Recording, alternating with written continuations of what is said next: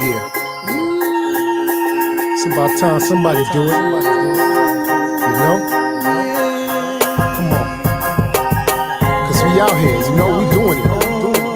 We out here doing the same things that moms is doing. We gonna do it regardless.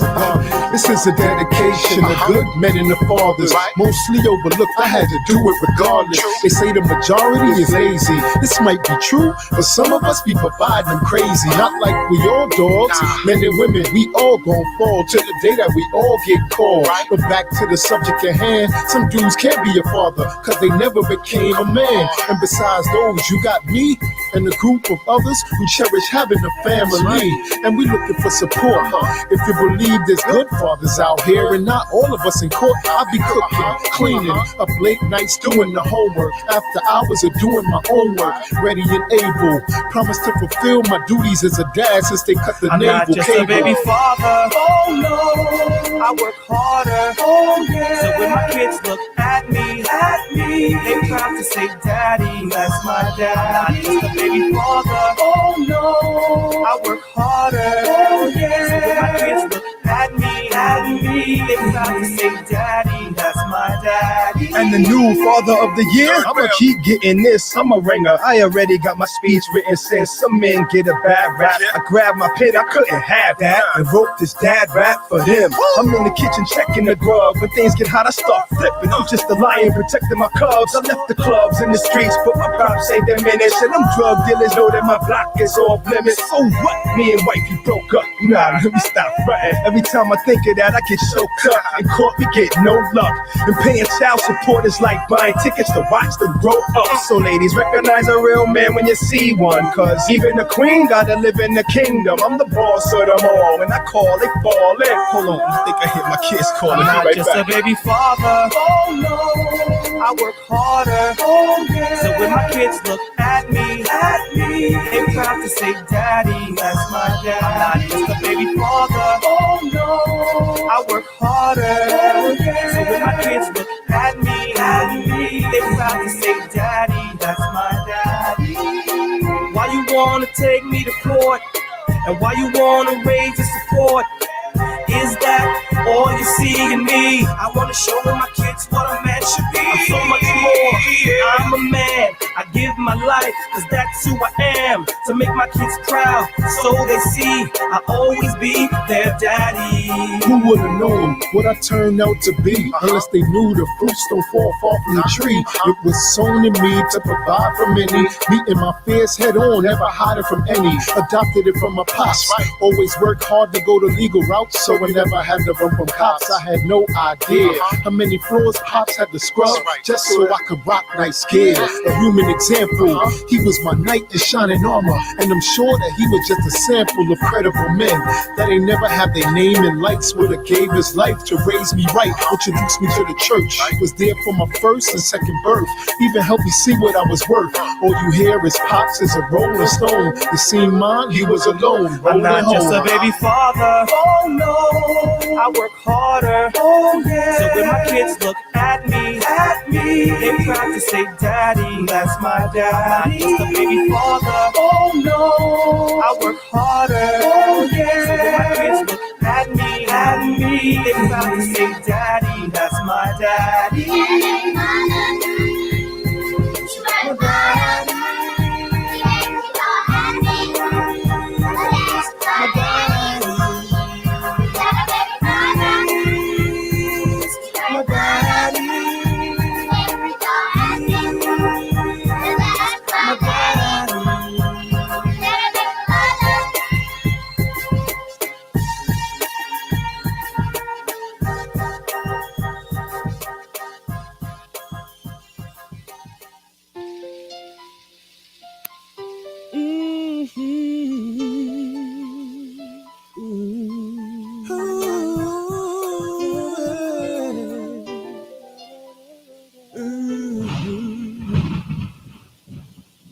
I was despised and rejected, spit on and disrespected, came to my own afflicted. Why didn't they listen to me? The greatest sacrifice no other man could ever give.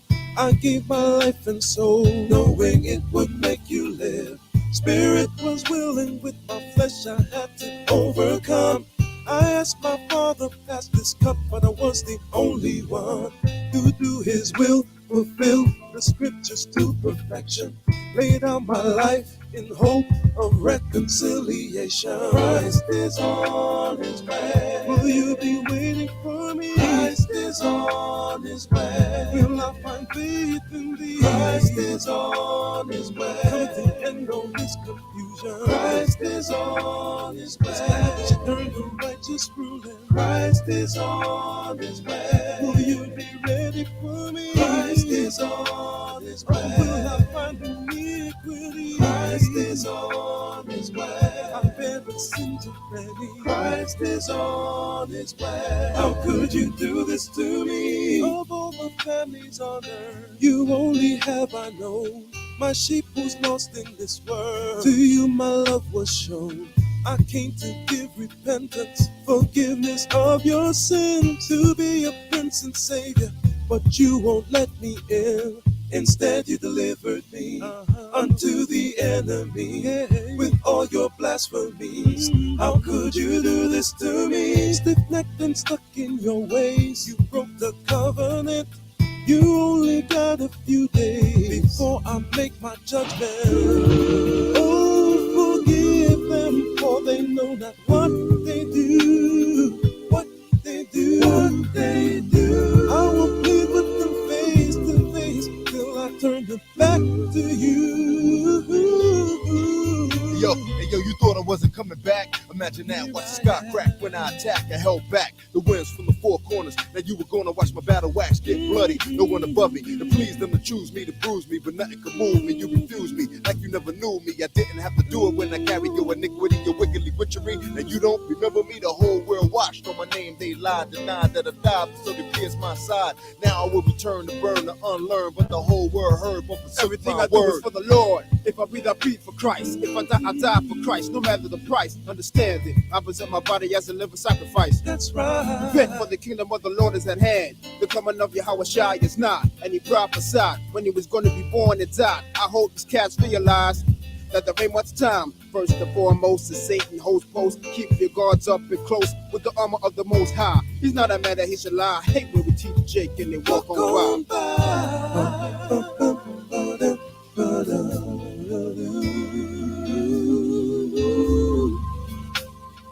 Christ is on His way. Will you be ready for me? Christ is on His way. Will I find faith in Thee? Christ is on His way. Come to the end of this confusion. Christ is on His way. Establish eternal righteous ruling. Christ is on His way. Will you be ready for me? Christ is on His way. Or will I find iniquity? Christ is on His way. I bear the sins of many. Christ is on His way. How could you do this to me? Christ is on His way. I'll hear the sound for me. Turn up the nations His way. Ain't gonna take this no more. Israel, you better is gonna come out and no sense confusion. Turn up the nations His way. Ain't gonna take this no more. Ain't gonna take this no more. Ain't gonna take this no more. Ain't gonna take this no more. Ain't gonna take this no more. Ain't gonna take this no more. Come and take this confusion. Ain't gonna take this no more. Ain't gonna take this no more.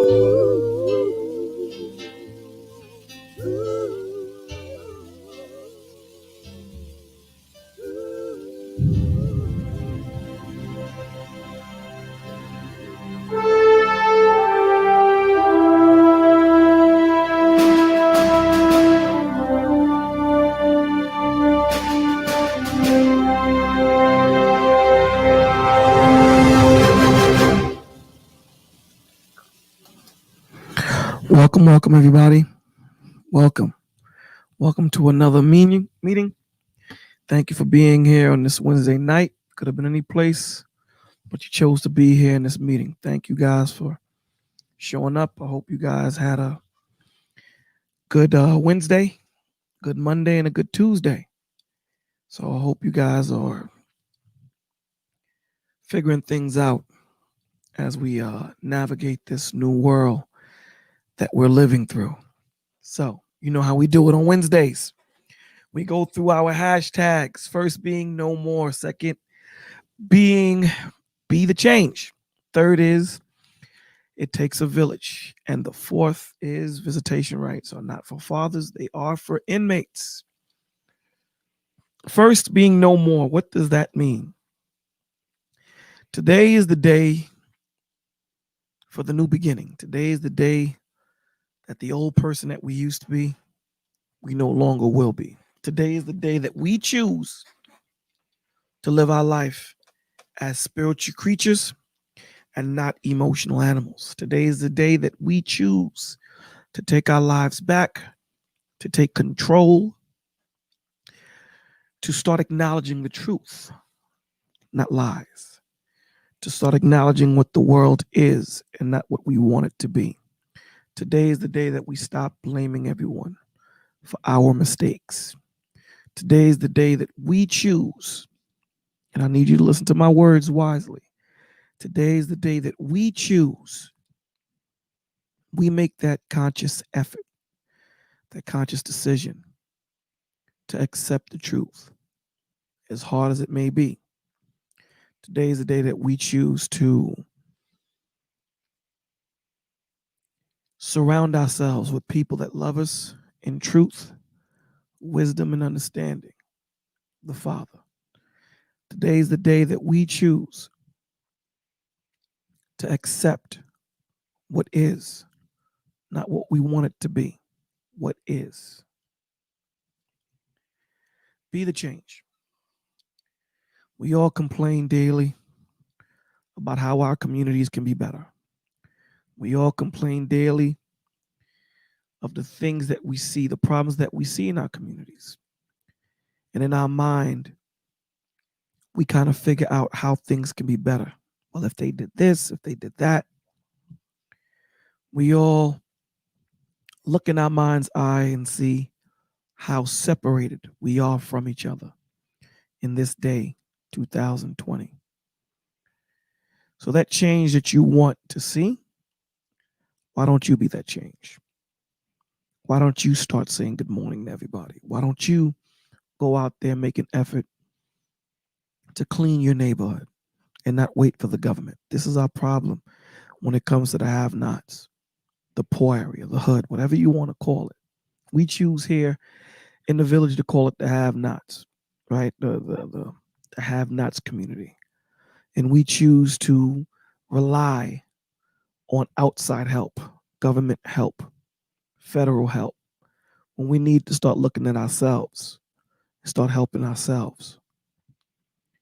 The third is it takes a village. There is no man, there is no woman here that is an island all their own. We all need each other, from the smallest to the greatest. We all need each other.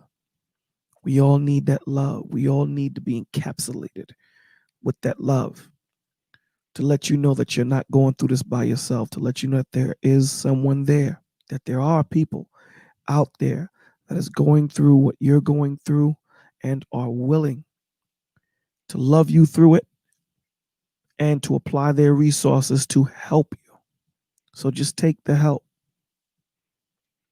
We understand that you've been hurt. We understand that you've been betrayed. But there are good people out there. Pray and vet the people that you choose to have around you, because ultimately it's your choice. Last and certainly not least, it's visitation rights are not for fathers, they are for inmates. When we talk about visitation rights, when you have a good father, a good man, and wants to be a parent to his children, the worst thing you can do is make that father look at that child as a bill. The worst thing you can do is take that child and use he or she as a weapon of vengeance because you two didn't work out. It happens. You both made bad decisions and looking for love. It happens, right? That still doesn't change the fact that now we have a child or children. So the point at this point, our job now, it's not about us. It's not about rekindling what we had because it was doomed from the beginning.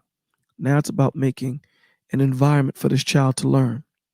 So this child can understand what's going on around he and she so that they learn the building blocks so that they're able to maneuver through this wicked world because it's only getting worse and worse.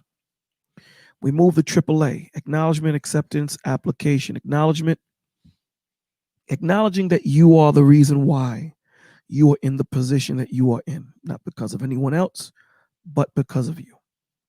You're the one that made the decision to do whatever you did to get you in that situation that you're in. You have to look in that mirror and say it is because of you. The scriptures tells us that there is no judgment higher than your own. So it doesn't matter how much advice you get from anybody. At the end of the day, you have to make the decision to do what you have to do. So live and stand on your square. Second is acceptance, accepting the decision that you made.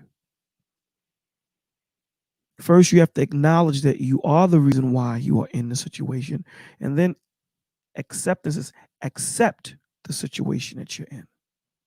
Because only then will you try to figure out how to get out. If you can't accept the situation that you're in and you blame everybody else for the decision that you made, you will never grow. You will stay stagnant. I promise you that. If there's anything that you've ever listened to what Bolo said, listen to that. So now once you can accept, what do you start doing? You start planning. You start learning where you messed up, where you zigged instead of zagged, where you should have jumped over and you tripped. And then we lead on to the last A, which is application. So whatever you learned in your acceptance phase, you now will apply. Thirdly, we move on to not being emotional animals and start being spiritual creatures. So what does that mean? That means that we have to stop living in our lower two bodies, which is our emotion and our physical, and start living in our upper two bodies, which is the spiritual and the mental. Okay, the Lord didn't make us to be emotional animals. He didn't make us to react. When you look up that word react, it means that you're not thinking. It's a knee-jerk reaction. There is no thought to it. You're moving. We need to start to respond. We need to start putting thought to what we do. Stop being emotional. I know it's easier said than done, but we have to start somewhere. We have to start practicing these things. We move on to the truth is too heavy for the weak to carry. Everyone that is listening to my voice, everyone that is in the chat, all those out in the world that is searching for truth. Truth is very heavy, man, and delicate. At the same time, it's very hard. And when we accept truth for what it is a very strong tool in which it can build and destroy. So truth delivered without love is a weapon. Truth was always meant to be given with love. Always. Why? Because when you're giving that truth to the person whom you are hurting, because truth will do that, that person knows first and foremost that the person that is delivering this truth loves them. And they're not trying to hurt them, even though the truth will hurt. They're doing this because it's something that needs to be said, and it's something that I need to hear. And at the same time as that truth is being delivered, you are there to hold me up. You are there to give me that support that I need in my time of weakness. So truth is very heavy and not for the weak to carry. And if I am weak, because I trust you and because I love you, I know that you will make me strong so that I am able to accept this truth. The hardest thing in our lives, the hardest fight we are ever going to have is the fight that we have with ourselves. That mirror. It's a heavy thing, man. That person looking at you, which is you, it's very hard. It's the heaviest fight that you're ever going to have. So once you can master that, master yourself. That's what Christ tells you, right? Get your house in order first before you get his. That's the start. That's the start of a beautiful journey. A beautiful journey. We move on to, we need the vision of an eagle and not the sight of a mouse. See, when you have the vision of an eagle, you panoramically see the situation from all sides. When you have the sight of a mouse, you only see it from one position. So, what does that mean?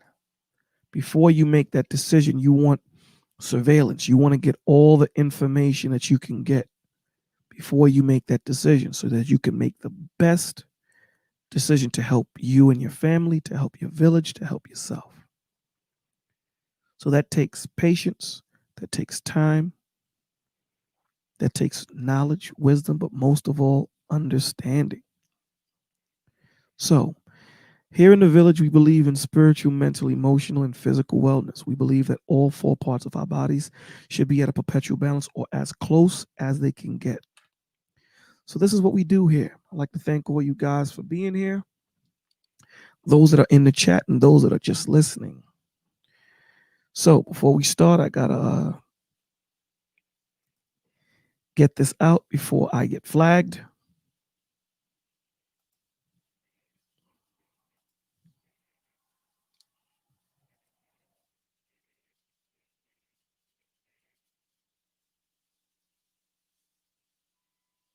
Disclaimer under Section 107 of the Copyright Act of 1976. The copyright disclaimer under Section 107 of the Copyright Act of 1976. Allowance is made for fair use for purposes such as criticism, comment, news reporting, teaching, scholarship, and research. Fair use is a use permitted by copyright statute that might otherwise be infringing. Nonprofit, educational, or personal use tips the balance in favor of fair use. So, with that being said, welcome everybody. Thank you for being here.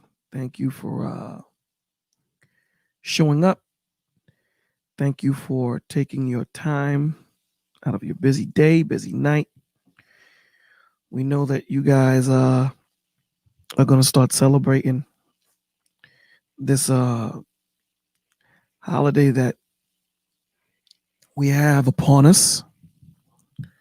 So thank you guys for being here. You know, with everything that's going on, you know, we need to understand that this is a spiritual battle that we're in, right? So there's a lot of us, when these so-called holidays come around, there's a lot of people that are homeless, a lot of people that are less fortunate, a lot of people that do not have an abundance of things.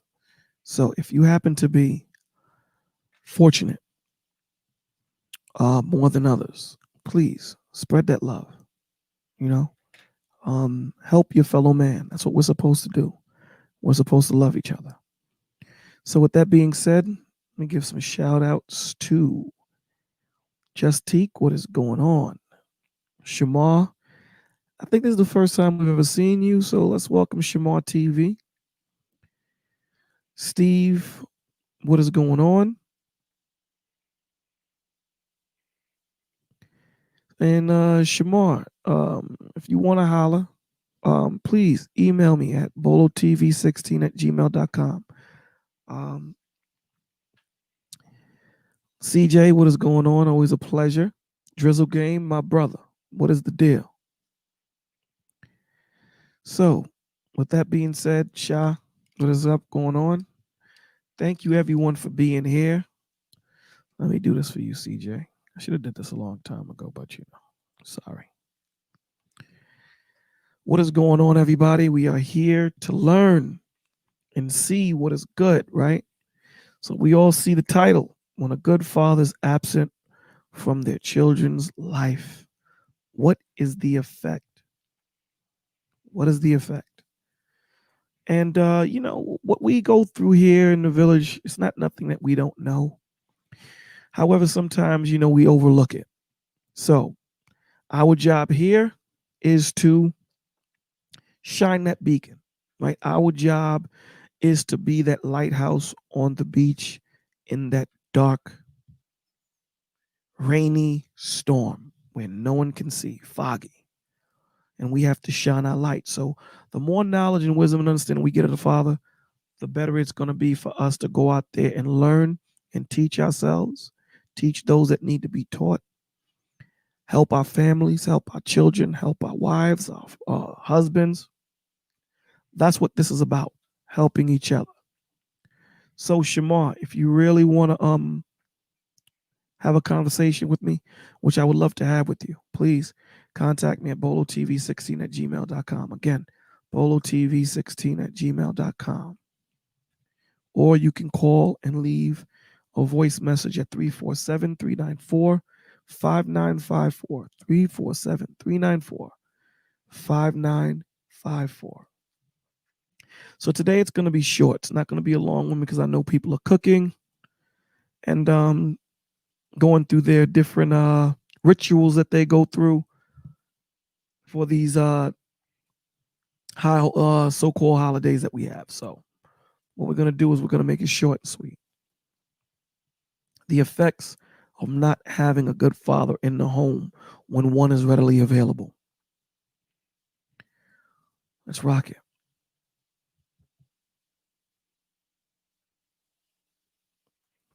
Hi guys, welcome back to my channel. For those of you tuning in for the first time, welcome. I'm here to give you some advice and to hopefully help you throughout your life.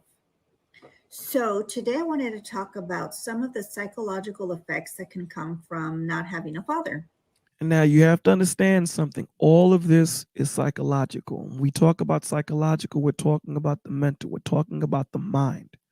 We're talking about the brain. We're talking about the psyche. We're talking about the thought process. We're talking about the building blocks of how a young child thinks. And not having a father, what is the effects? Because, we all hear nowadays that I don't need a man to raise my child. I don't need this. Yes, you do. You do. Okay? Let's understand this. You need both the yin and the yang. Because you offset your child when you only give them one perspective. You must give them both. Because here it is. If you only give, Anthony, what is going on, my brother? God bless. If you only give the child one perspective of them learning, especially without having a father, let's deal with the effects of it on a girl, little baby girl. Okay? She doesn't get that protection. She doesn't get that unconditional love. She doesn't get the acknowledgement that she needs. She doesn't get the nurturing. She doesn't get that example. She doesn't get that order. There's a lot of things that she's missing, right? But most of all, what she is missing is that example of what a fine and good man should look like, feel like, be like, love like. So now she has no measuring tool. She has no standard to measure all other men. So now when she goes out into the world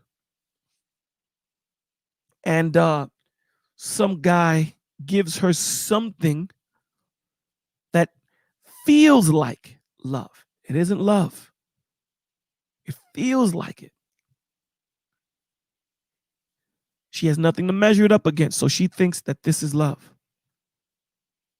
And she ends up with that abusive man. So let's understand the effects of not having a father in the home. It runs deep. Very deep. Or not having a mother. Sometimes it doesn't affect you at all if you have good role models in your life. And I hope that's the case with most of you all. But sometimes it can. So what she's saying is if you do have a role model of a good man that kind of takes the place of a father, then yeah. But here's the thing. There's nothing like that father. There's nothing like that father. There's nothing like that little girl saying, "Where is my father?" Or that little boy saying, "Where is my father?" Yeah, they might have examples of what a good man or a good woman should be, but there's nothing like their own. Can affect you. I wanted to talk about one specific one that I see often with my adult patients. So I see just teenagers and adults, and that's the population that I work with. And I have a lot of adults that come in and they grew up without a father or without a mother. I have a few that grew up with just their grandparents. And so, what I often see in their lives is that it affects them in their relationships. When they have an intimate relationship, it just causes a lot of problems. And so remember, right, that when they don't have those building blocks that they should have gotten, when they don't have those experiences, when they don't have that reference point as children, as young adults, I mean, as teenagers, then as young adults, their growth is stunted. So now as they grow up and they're navigating through adulthood, remember, they still don't have those reference points that they should have gotten as children, as teenagers, as young adults. They don't have those things. So now as they grow up, they're starting to try because they have nothing to refer back to. So they're kind of figuring it out as they go about life. And the mistakes that they should not make, and don't get it twisted, we're all going to make mistakes, but the mistakes that they should not have made, because if they had the building blocks that they should have had when they were younger, they wouldn't be making the foolish mistakes that they make now. But how can they not make the mistakes if they don't have those building blocks? So parents, especially mothers, now you might say, Bola, why are you pointing out mothers? Because in this setup, it is heavily weighted towards women in this environment. So mothers, please be conscious about this. When you're making a decision on the man you're sleeping with, that he may be a potential father. And if he is not good enough to be a potential father, then damn sure you know he's not good enough to be a potential husband. So please be more aware of the men you sleep with. Learn about yourselves. Don't be so quick to go out there and start a family when you yourself don't know what a family is. You yourself don't know what it is to feel loved. You yourself don't know what it feels to have unconditional love. So you know what you do? Like so many people I counsel, you know what they do? They say, I want to have a child, because you know why? That child will never leave me. That child will always love me. That child is going to love me for me. Now, I really need you guys to close your eyes and think about what you're saying, because you're being so selfish that you yourself do not understand what unconditional love is. To be protected, to be nurtured, to be held unconditionally. That you would be so selfish to say, I'm going to have this child and this child is going to love me, when you yourself don't know what love is. You know, really what it is you just don't want to be lonely. But see, here's the thing. That child is going to have to grow. That child is going to grow. And you being either conscious of it or not, you choose to have more children because you don't want to feel lonely. But here's the thing, even though you have these children, the environment that these children are in, it's not a conducive one. It's not a positive one. It's not a learning one. It's one filled with hurt, missing parts. Why? Because you don't know how to give it, because it was never given to you. So you knowing this, and this is where the truth comes in, right? This is where that mirror comes in that we spoke about earlier. You knowing this, you knowing that you don't know what real love is. You have to choose to make that conscious decision to say, I will not bring a child into this world until I understand what it is that I am missing, so that when I do have this child, I know what to give he or she.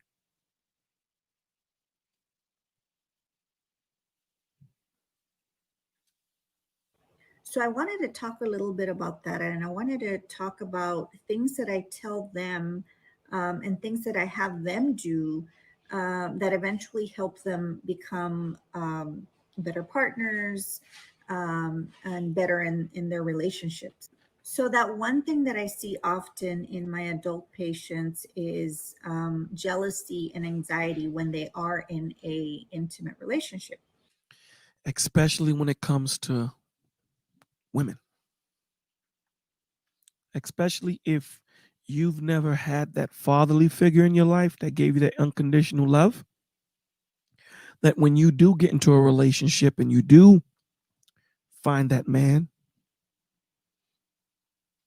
and you do have a daughter, and he starts showing that unconditional love to her, it's foreign to you because you never received said love. And this is when that jealous competition thing starts between you and your daughter. That you think that you have to fight for your man, your husband's love, your man's love. Because what you're doing is you're misunderstanding what's going on. See, it doesn't translate to you because you've never felt it. You've never experienced it. You've never held it. So the only thing that you can do is say, I got to go into competition. Or conjure up some things in your mind. He must be touching the daughter. Now, some of these examples may be far-fetched, but the point that I'm trying to make to you is, if you don't know what something looks like, act like, feels like, tastes like, and it's foreign to you, typically we judge it wrong. We don't take the time to learn it. We don't take the time to understand it. We don't take the time to observe it before we make a judgment call. We tend to just move. We have to stop that. Ladies, we have to stop that. So anxiety is the fear of losing someone that you love. So I want you to all understand that in all of these depressions, these states of depression that we're in, right? There's always that word that we always talk about, fear. See, fear comes in many different forms. See, your job, my job, is to confront fear, to let fear know that I'm not afraid to experience and learn what I need to learn from this situation. Truth is going to make you free, not set you free, make you free. So only through truth can we understand the situation. Only through truth can we make better decisions to help you. Through truth, not through lies, not through holding things to yourself and giving us a partial truth. That does not help you. That worsens the situation. So please, it is offensive because it goes to show the type of relationship that we have. Because if you can't trust me to tell me the whole truth, nothing but the truth, it makes me question the kind of relationship that we truly have. And was it ever a real relationship? If you can't trust me to help you, then who can you trust? Fear that they might not love you. And so when you think about this, what causes you to feel that is a lot of times not knowing if they love you. And so that's kind of hard. If you think about it, do we know when someone loves us? We can, guess, or we can tell by the way they treat us and the way what they do. But that is never a for sure thing. It's not like having a cup of tea. When you have a cup of tea, you can see it and you see that I have my tea. When you're in a relationship, in any type of relationship, you can't see love. You can see by the way they treat you, and what they do for you, and how they are in the relationship, but you can't really find a certain thing like, this is the love of my husband, I know that I have it. And See, now that's where, people make that mistake.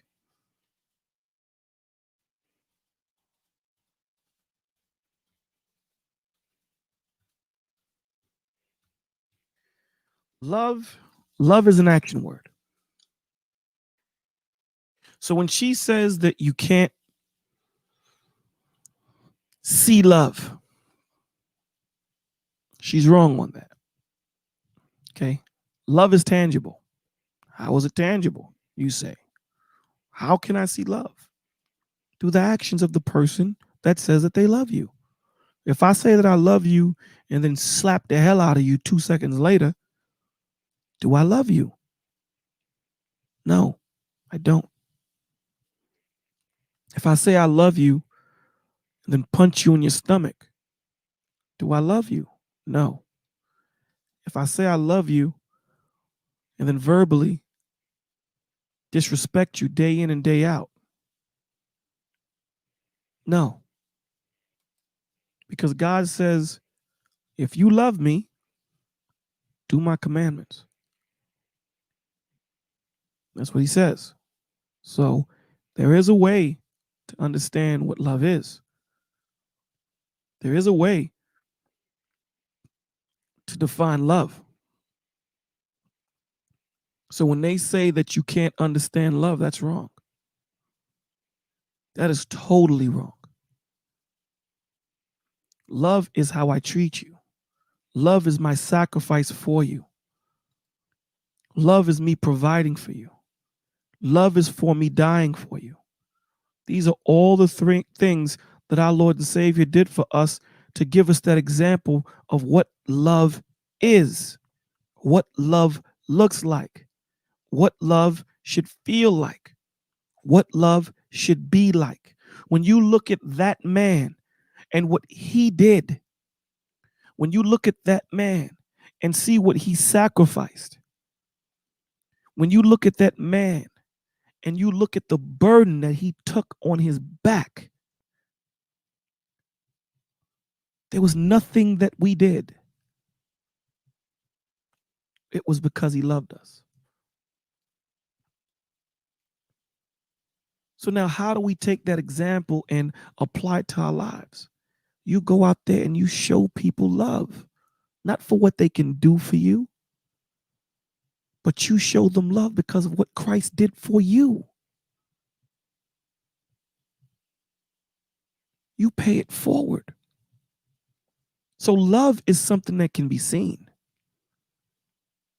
How do I know that my man loves me? Takes care of me. How? He nurtures me, feeds me, protects me, guides me, leads me. That's how I know my man loves me. Period. My man Anthony on point, like a sniper all the time. 1 John 4:18. There is no fear in love, but perfect love casteth out fear. Because when you love somebody, there is no fear in it.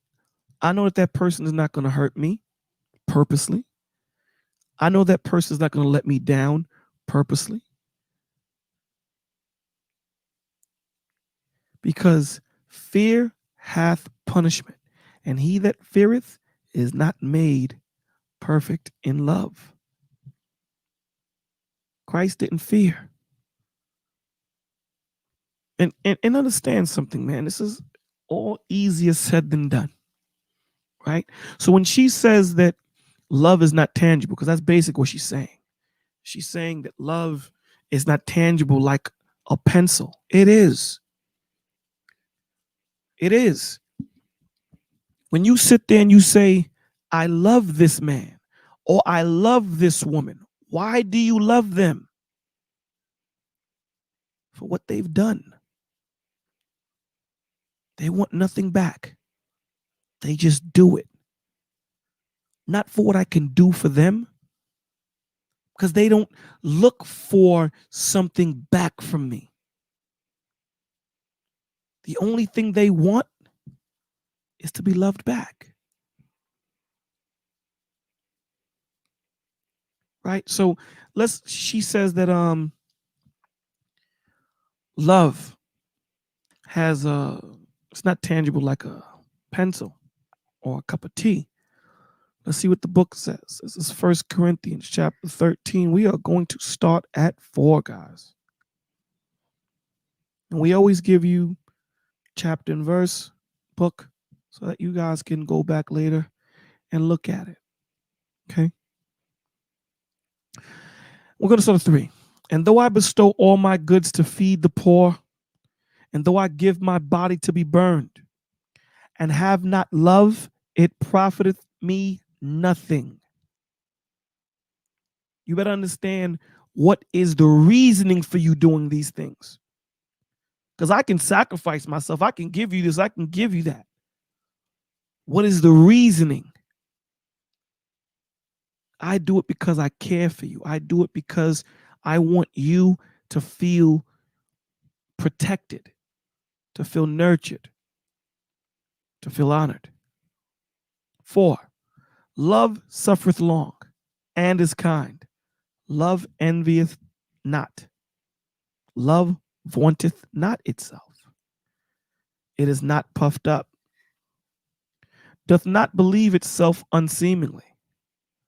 Seeketh not her own. Is not easily provoked.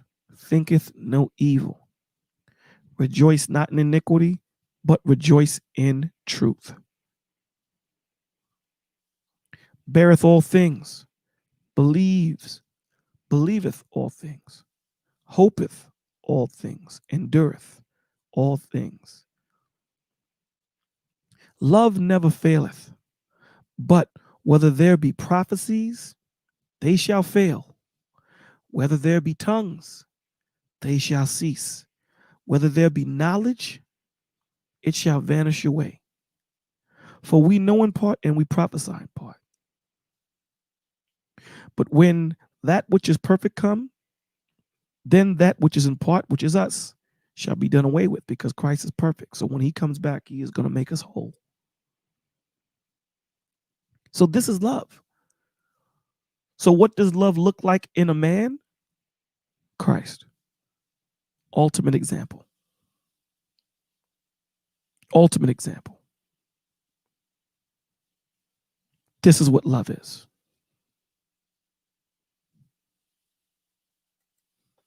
And I'm for sure certain that I have it. So that that lack of knowing, sometimes we want that reassurance. And so it's normal, and it's normal to want that. But a lot of times with people that see what she is talking about, it's the other person that never received love, that never felt it before. So when it is given to that person, they don't know what it feels like. They don't know if this is real. What is this? This is foreign. So she is talking about from the recipient's perspective, not the person that is giving. She's not talking about from that perspective, because I know if I love you, I'm going to do everything in my power to make sure you're good in all ways. Period. To the best of my ability. However, remember, we're symbiotic creatures, right? If you don't understand what love is, if you don't understand what love feels like, tastes like, looks like, it's going to go right over your head. So there has to be some self-introspection, like my man Anthony said, that we have to do. We always have to meditate and make sure we're checking ourselves to make sure that we are on the right path. We all have to do that. Grow up without a father, we tend to have that need for reassurance and that need to make sure that people do love us. She's saying validation, basically what she's saying. We need that validation as women, as girls. We need that validation. We need to feel validated. We all need to be validated, man. All of us do. We all do. And so what I always tell patients, and what we have found out throughout, all these years of therapy that I've done with patients, is a lot of times in the back of your head, in the back of your mind, first of all, your mind is very, very powerful. See what it always goes back to? It always goes back to the mind. It always goes back to the mental. And what these doctors are starting to find out is a lot of our physical symptoms, the pains in our back, the aches in our knees, the headaches, the migraines, that is coming from a mental stress, mental trauma that we have not dealt with or we choose not to deal with. The same way when you feel sick, it shows physically in symptoms. It's the same thing with the mind, man. The same thing with the mind. Sometimes it's thinking stuff that we don't even know we're thinking. And so one example is, let's say you went through a traumatic event, and there was a cup exactly like this when you were in 5th grade. You had a traumatic event, and this cup was there. And so let's say you walk into a room 10 years later, 20 years later, and that same exact cup is on. Do you understand that when you separate that child from the father, do you understand that that child does not have the security in learning what he or she needs to learn? Like, I don't know if someone in the village can testify to this, but do you know when you had your father and your mother were there and you were young and you had nothing to worry about? You worried about being a child. Who knows what that feels like? Press 1 in the chat if you know what that feels like. That there was nothing to worry about. You seen your father and you felt a sense of protection. You seen your mother, you felt that sense of being nourished mentally, emotionally, and you just did what you did as a child.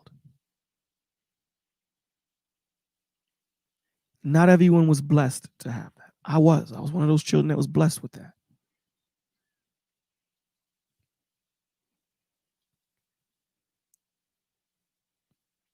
And for those that weren't,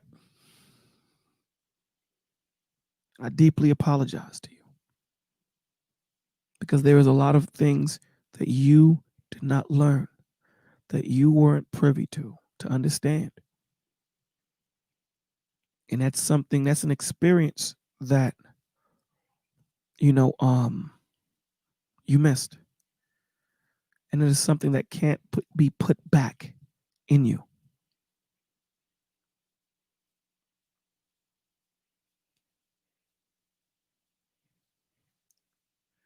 I tell you people, man, you really need to not separate the children from their fathers.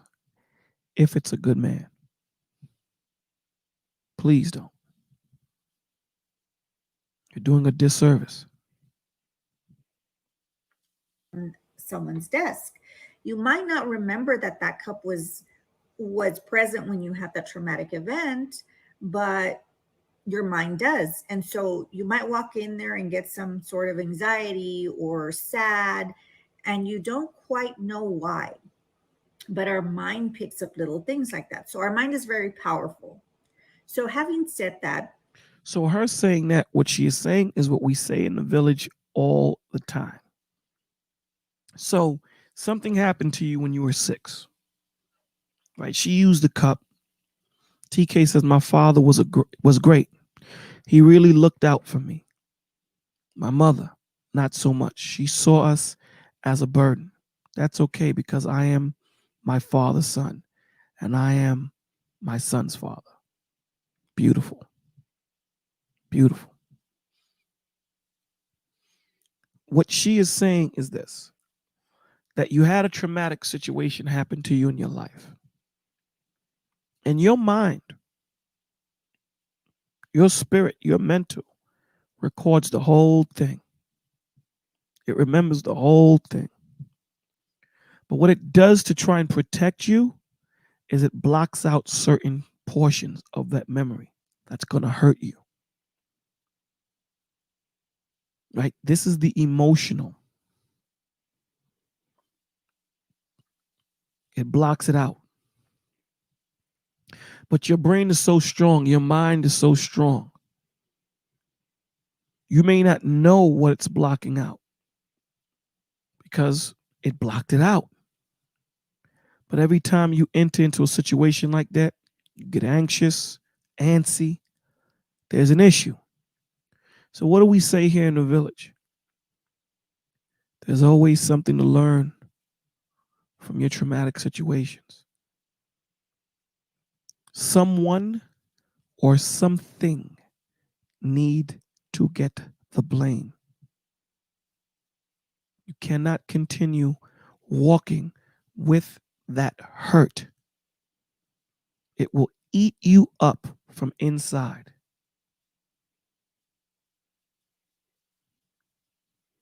It will eat you up from inside. So we have to go back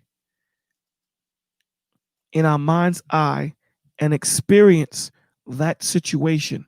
Learn what we need to learn from it so that we can put it to rest, so that it no longer haunts us. But the only way we're going to do that is by sitting in that room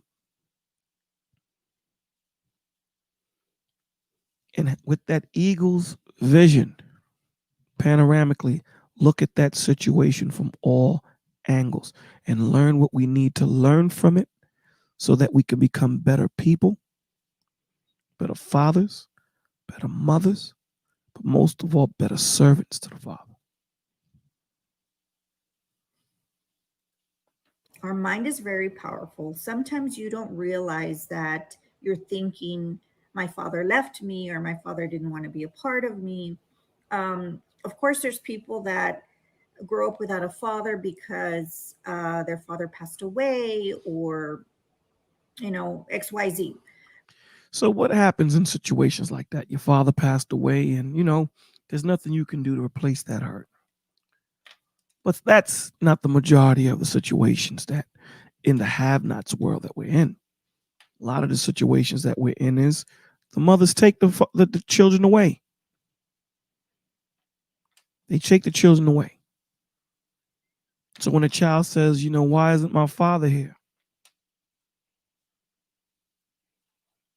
Instead of you just saying, in most situations, not all, we didn't work out. And I'm angry and I'm keeping you from him. That would be the truth. In a lot of situations, they use the children as weapons. And the one that suffers is the child. Overwhelmingly. Never recovers. Let me take that back. Hardly ever recovers. Hardly ever. Because you wanted to be selfish. Because you wanted that man to hurt. Because you're hurting. That's where the selfishness comes in. And don't get it twisted. We all have our crosses to carry. And we all have to answer for what we've done. So, that being said, take it as a warning. Take it how you want. So those of you that are currently going through this, I implore you, I beg you, to stop in your tracks and think about what you're doing. Think about who you're hurting. Put your emotional quarrels to the side. You made a bad decision in man. As a husband, he doesn't want to be with you. Now it's about the child. So you know that he's a bad husband, but he's a great father. How about that? Do not separate that child from their father. You'll have to answer to that too. Believe me, you will. But a lot of times when you know your father is alive and didn't want to be a part of your life, it's kind of hard to accept when other people love you. Because in the back of your head, you're thinking, if my own father left me and didn't love me, why would I believe that this stranger that I met loves me? That's a very good point. So if you know the dude that you were dealing with was a dirtbag and he didn't want to be a father, he told you, listen, man, I'm just in this, to get my groove on. You agreed with him, and you know that he wasn't a good man. You know that he isn't a good father in that perspective, right? And you get pregnant and you try to change him and you try to make him into a father, he's going to resent the child because he didn't want to be a father. He's going to resent the child. Now, he should automatically step up. That goes without saying. But typically in this world, the woman is stuck with the child. It just is what it is. So now when he goes into other relationships and the uncles and whoever are now being that example of what a father should be, he's always going to have in his mind, what happened to my pops? She's always going to be in her mind, damn, I know this is my uncle. I know he's doing his best. But I want my father. So there's so many moving parts to this that we can only deal with so many. But the bottom line is, you do need a man to raise your child, to help you raise your child. So all you women out there that say, I don't need a man, you're out of your mind. And all of you women that consciously make a decision to raise your children without that father who is a good man. He may not be a good husband, but he's a great father. And you choose to raise that child without him, you're going to pay for that. And vice versa. Those men that have custody of their children and know that the mother is a good mother, and you choose not to let her be a part of that child's life, you're going to pay for that too. Goes both ways. That's what makes the Lord so awesome, because he's checking everybody. Everyone is getting checked. But we're talking about the little ones, the children. We have to stop the cycle, because if we don't, it's going to continue and it's only going to get worse. Look at our children out there. They're wearing their pants down to their behinds. Babies having babies. You got 14-year-olds pregnant. 13, 12-year-olds pregnant. Sexually active. Primarily because there's no father in the home. When you see all these interviews with the kids, or acting up, or whatever the situation might be, hardly ever do they interview where there's a father there. Now, I'm not blaming women. I hope you guys understand. I'm not blaming women. What I'm showing you is this society in this day and age right now is pushing that we don't need both sides to raise our children. What I am saying to you is we do. We need both sides.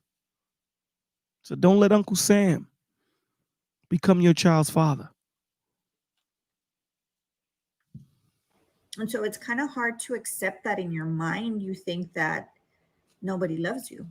So when we think like this, we kind of need that reassurance from our partner a little bit more. We start asking them, do you love me? Do you love me? Or where are you? Why aren't you with me? And we start becoming just more needy and more possessive, and that could lead to jealousy. And that's when you start it becomes overwhelming for your partner. That's when your partner starts to say, I need space, man. Stop. Because you didn't know what love was. You didn't know what it felt like. You didn't know. And this is the adverse effect of not having that in your life. So why would you want to put this on the next generation? If you know how you feel not having that experience, why would you put that on your children? Why? You shouldn't. You shouldn't. If you know you grew up without a father, why would you want to raise your child without a father?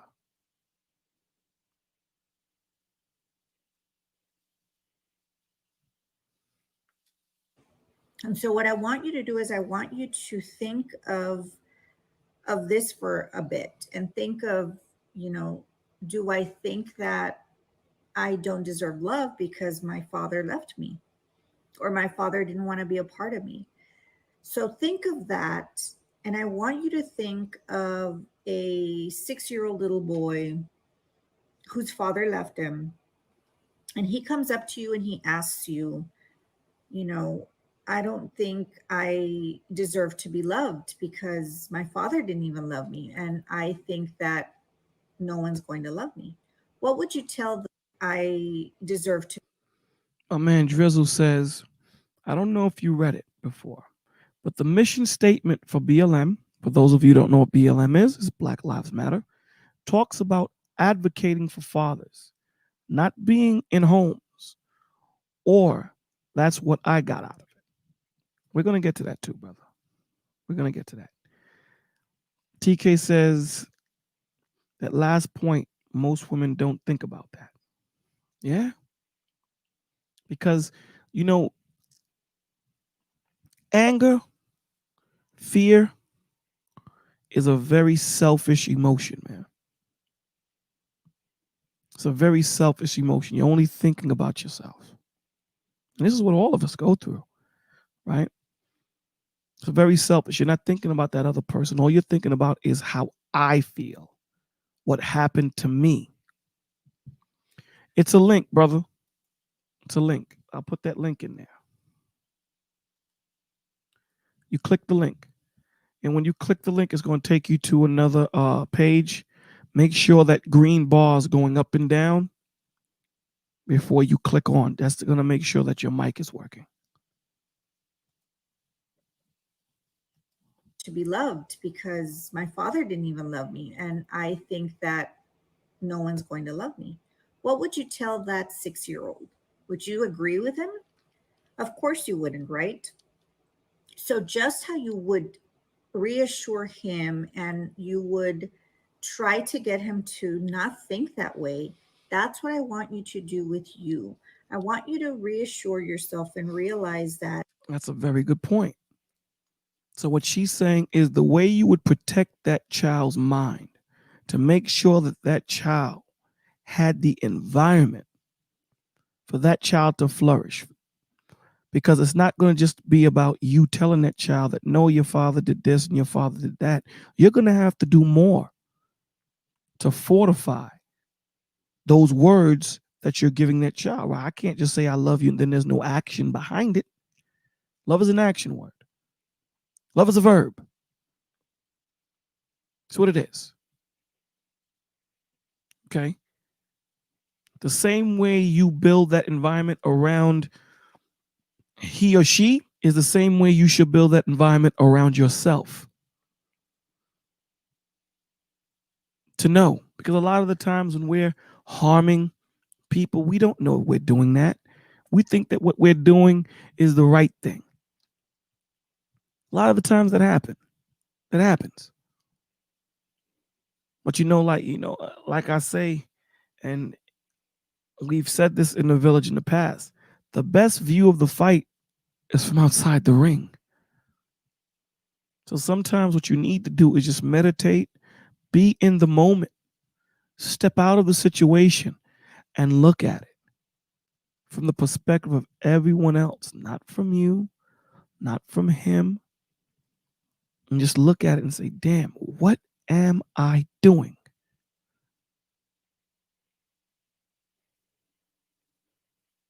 And then reset. What your dad did when he left you, or your mother when she left you, has nothing to do with you. Just like you would tell. Exactly. Your dad left, had nothing to do with the kid, man, had nothing to do with the mother or the father. I didn't like her. She didn't like me. So now that we've established that we don't like each other, that has nothing to do with the child. That's a you and me thing, a you and I thing. That should not translate to me not being in my child's life. That should not translate for that woman not being in her children's life. Just because you two did not work out. Any young little boy or little girl, that's what I want you to tell yourself. And that's what parents do. As a parent, it is no longer about me. As a parent, it is now about those children or child. As a parent, my life now is lived to protect, provide, lead, and guide my children. As a parent.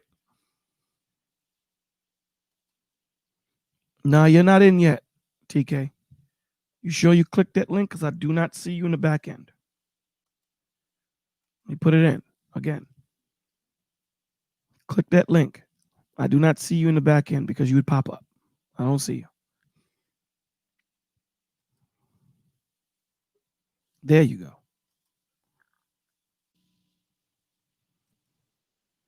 Click that link.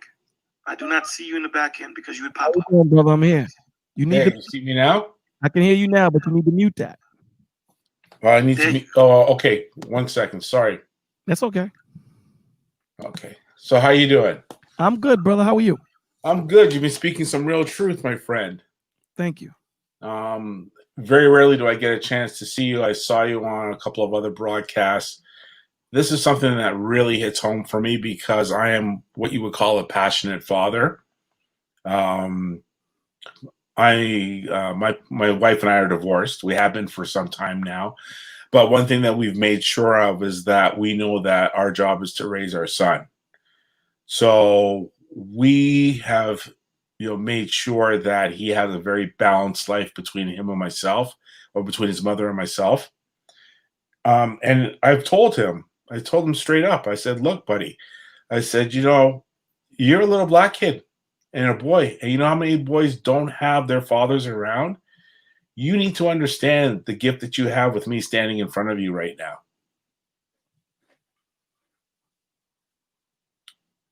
Rock on, brother. This is you.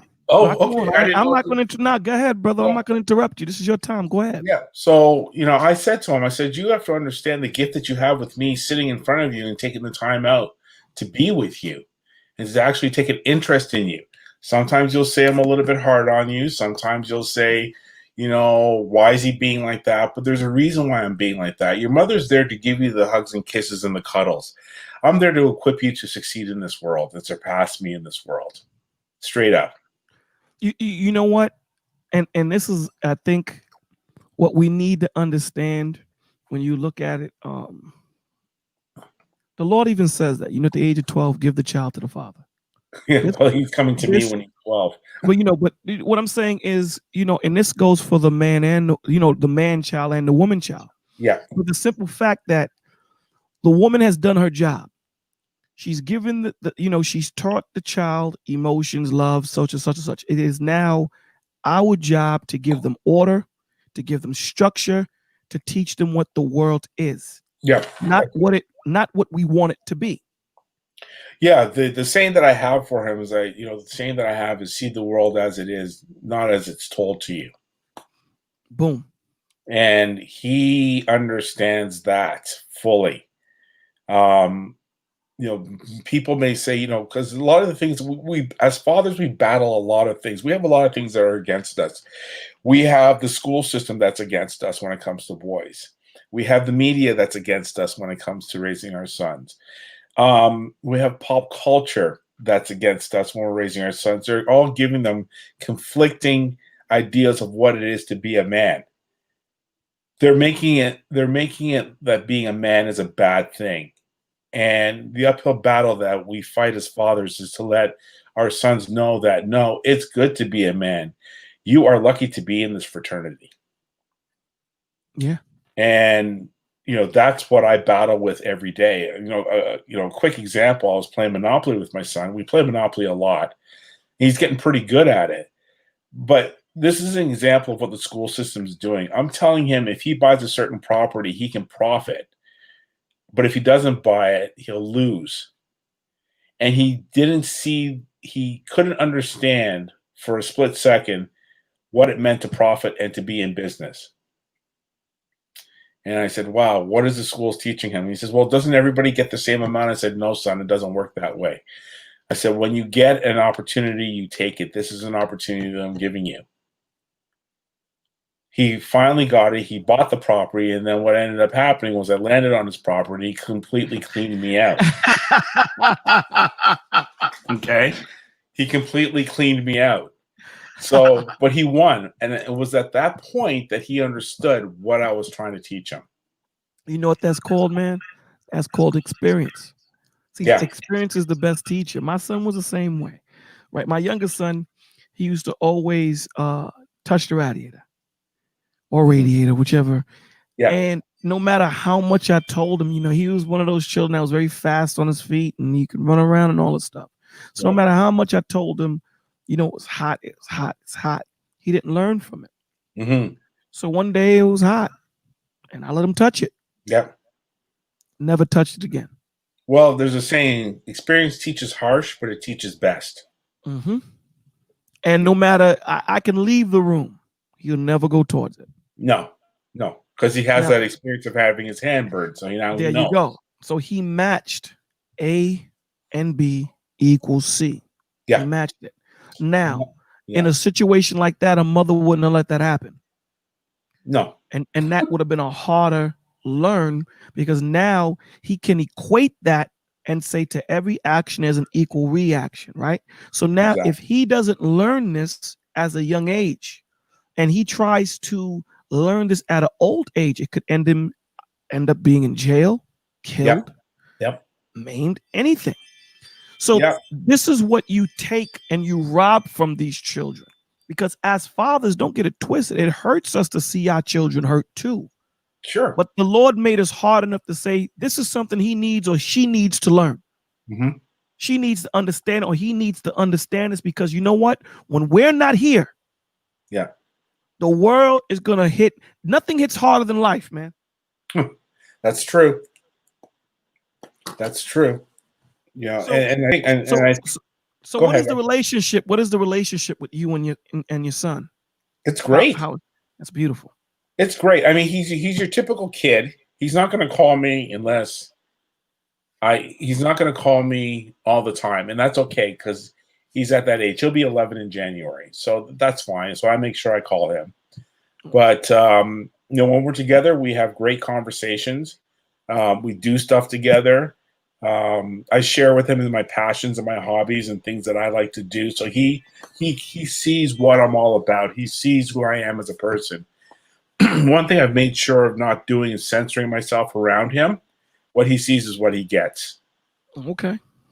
And he actually jokes about it because he says, because I'm always been an early riser, so he's always like, Dad, you're a freak of nature.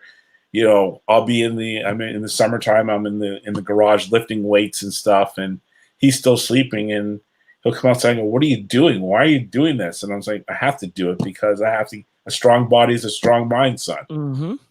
So I'm in my early 50s and I'm still lifting weights.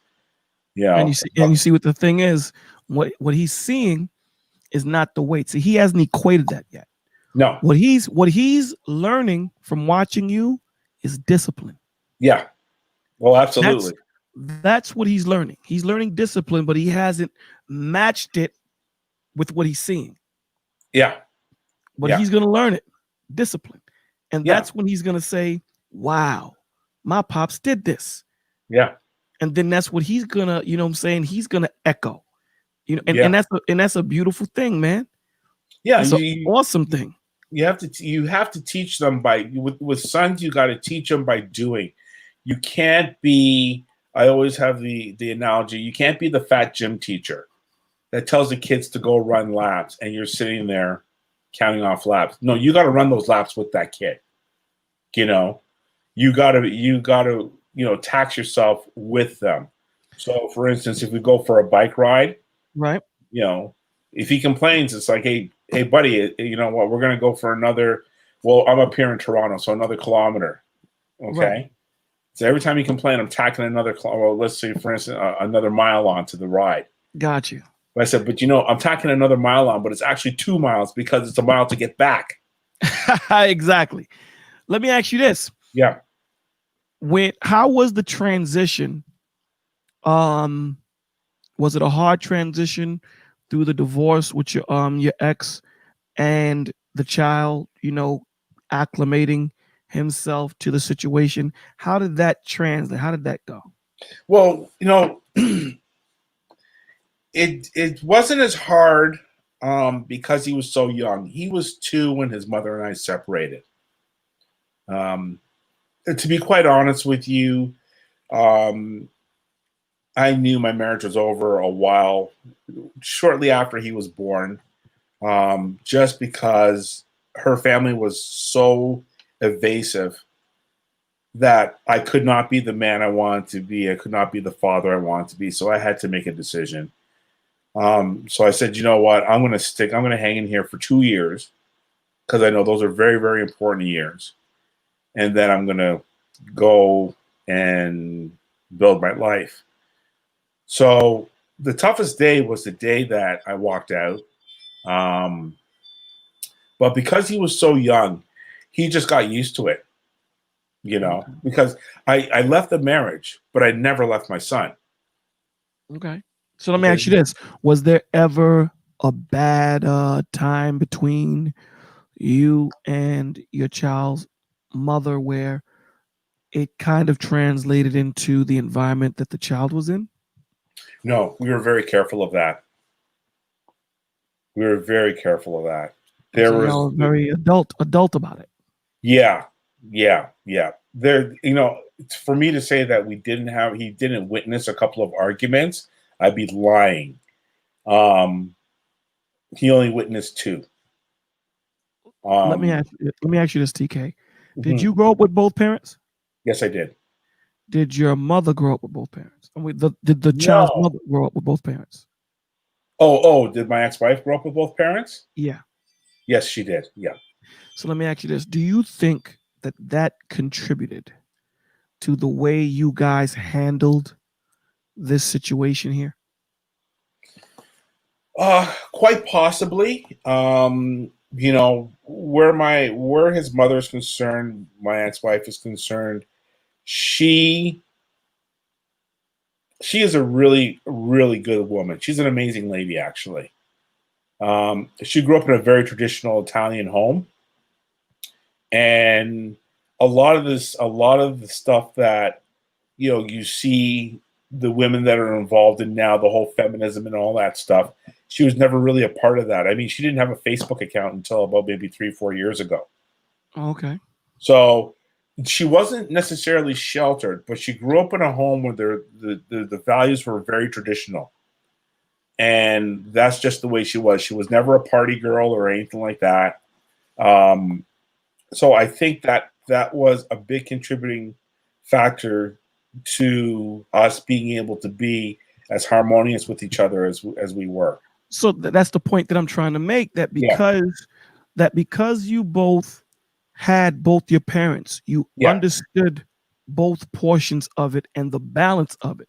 So that even though you two didn't work out, by having the cohesive relationships that you guys had in your home independently, you both understood the transition of how it can translate to the child if we don't have that. Exactly. That's the point that I was trying to make, because a lot of the times that if you were raised by just your mom and she was raised by just her mom, it doesn't translate because you didn't get both. But being that you both understood the importance of a harmonious environment for our child in this transition that we're going through, we need to make sure that he is protected from whatever we're going through. Exactly. That's exactly what we did. That's exactly how we handled it. And, it worked out beautifully. Like, he's doing very well. That's awesome. But it's funny, a quick story. I was at a gathering in the summertime, and I was talking to this lady, and she has 2 kids. I think her daughter was there. I think she was 23, and her son is in his teens. And she said, "Oh, my ex-husband, he wasn't a good father. He said he never really wanted to be a father, and this and that." And I asked her, I said, "Did he have a father growing up?" And she said, "No." I said, "So how the hell do you expect him to know what a father is when he never had one? He's flying by the seat of his pants. You need to give the guy a break." Yep. And it was like a light bulb went off in her head. I said, he doesn't have a template to go by. So, I understand this. I understand where your frustration comes from, but you got to look at it from his point as well, too. And she said, "I never thought of it that way." And I said, "Well, of course you're not going to think of it that way because you're worried about the kids. You have an idea of what a father's supposed to be like. You grew up with your father, right?" She says, "Yes, I did." I said, "Well, that's your problem right there. As soon as you get that understanding with him, everything's going to work out fine." And I think that's well, I know that's a lot of the problem that we have because we don't put ourselves in the other person's seat or feet or their shoes to understand what is going on. That if this kid didn't have a mother or a good mother or a good father, how could they possibly understand what a good mother or a good father looks like? Right. And, you earlier in the show, you talked about, a lot of these women who grew up without fathers. And I can tell you right now, I can almost tell instantly when a woman hasn't grown up without a father.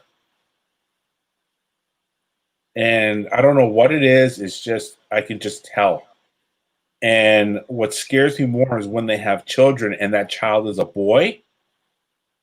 You know, it's a very scary situation because usually if she is a single mother, chances are the mother's a single mother, the grandmother's. I've seen families where it's 3 generations of women and not a man anywhere in sight, and you've got this boy sitting on his own. Right. Who's fighting for that boy? Right? Who's teaching that boy how it is to deal with women? Who's teaching that boy what it is? Who's teaching that boy to let him know that no, it's not okay to act emotional. That's not going to get you far in this world as a man. Mm-hmm. I say that all the time. Yeah, the things that women get to do, we don't get to do. No, you see, women get to live life on easy mode for the most part. Women are born, men are made. Okay. Say that again, brother. Women are born, men are made. I'm taking that, but I'm gonna let the people know I got it from TK. It's all yours. And thank you, brother. To explain what I mean is that when a woman is born as a little girl, all their beauty, all their faculties, it's all given to them up front. Okay, so it's all given to them up front, and they get to run with it as much as they can. And usually that beauty will run until they're about maybe in their mid-20s or so, right? So they're at their peak. Now, a boy grows up to become a man. He goes through the awkward stage. He's trying to figure out himself. He's trying to get his career together. It's always a constant battle to move to the next rung. Okay, and then when he reaches that level that he wants to reach, whatever that is, then he's deemed as a man. You see, the thing is that we have as men, in our society, there is no rite of passage for a boy to become a man like they used to be in the olden days. Not like they used to be in the African tribes, not like they had in the Judeo-Christian, in the Jewish faith or in the Muslim faith. There's no rite of passage for a boy to become a man. However, for women, as soon as she has her first period, she becomes a woman. You understand what I'm saying? I got you. Yeah. So, and it's because we don't have that rite of passage. There's nothing to look forward to. Right. And that's why we have so many lost boys around. Right? That's why you can have a guy like Harry Styles go up in a dress and nobody think twice about it. Personally, I was very offended by that. Okay? I was not a happy guy about that at all. So we have to, as fathers, we have to create our own rites of passage for our sons. Right? We have to set those standards. We do. And, one of the best things that we can tell our sons in a way that's age appropriate, regardless of whatever age you are, is that, boys become men through discomfort. And when I say discomfort, they have to go through some sort of challenge to get to the next level. I guess if you could put it into a word, it's called persistence. Okay? Mm-hmm. And they have to go through that persistence. And we as fathers have to teach our sons that we have to instill in them a level of persistence, not to give up, not to curl up in a ball and cry because it's not fair or it's not right. See it through. And not enough of that's happening right now. If it was happening, we wouldn't have this garbage like safe spaces and all this stuff going on that we do now in our society where everybody's coddled. So as effective fathers, we have to let our sons, we have to go back in history and see what they did back then. Okay, which was the rite of passage, is teaching our kids that, yes, you're going to have hardships through life. You got to get through those hardships in life. And that's going to build more solid men. Well, with that being said, I think that once you realize that there is no comfortability in growth. No, there is none. And I think that, with society and the way things are being pushed, everything needs to be comfortable. There is no failure. I think that, you learn more in failure than you learn when you win. Oh, absolutely. You know, and I think that that's what, you know, a portion of it is when you separate the fathers from the homes. Yeah. That And in these terms kids don't know how to lose. right. You know? And another way of putting it too, for a child, you could say, a plant grows, right? And they'll say, yeah, a plant grows. I said, well, that plant anything that grows in nature has to go through some sort of stress. A lot of boys like snakes. Mine doesn't like snakes, but this is a really good example. In order for that snake to shed its skin, it's got to go through some stress in order to get to the next level. Everything in nature has to go through stress in order for it to create growth. So that's a very good example. So That's a very good example, man. So let me ask you this: what advice mhm. would you give to those men and women right now going through a separation? Their child is in the middle of the situation. What advice would you give to them to save their child the heartache, the ruin, the pain that they're about to embark on? What advice would you give? Any way you can, you let the child know that they're loved and they're protected by both. That's the first thing you have to do to the child. Let them know that nobody's leaving them behind. Mm-hmm. For the women, they need to understand that like you had said before, maybe he wasn't the greatest husband, but you got to give him the opportunity to be a good father. Okay? Because regardless of whatever happened between the two of you, it takes two to tango. Both have to accept responsibility for the failure in the relationship. But that does not mean that you fail as parents. Boom. I love that. Failure is not an option as a parent. So, I've heard it too many times, and I hear women talk about crap about how they're saying, "Oh, he did this, my husband's this, my husband's that." I said, so what? Does he pick the kid up? Does he spend time with the kid? Forget about the child support, because that's between you and him. Forget about the child support. Is that father there for their kid? Do they fight to see their kid, or are you being, are you purposely using the child as a pawn? I'm going to tell you right now, if you're using the child as a pawn, that child's going to end up hating your guts. Yeah. Okay. And if it's a boy, it's going to be even worse on you. All right. Because regardless of what anybody says, and I say this anybody who's getting divorced right now, your kids are watching you. Act accordingly.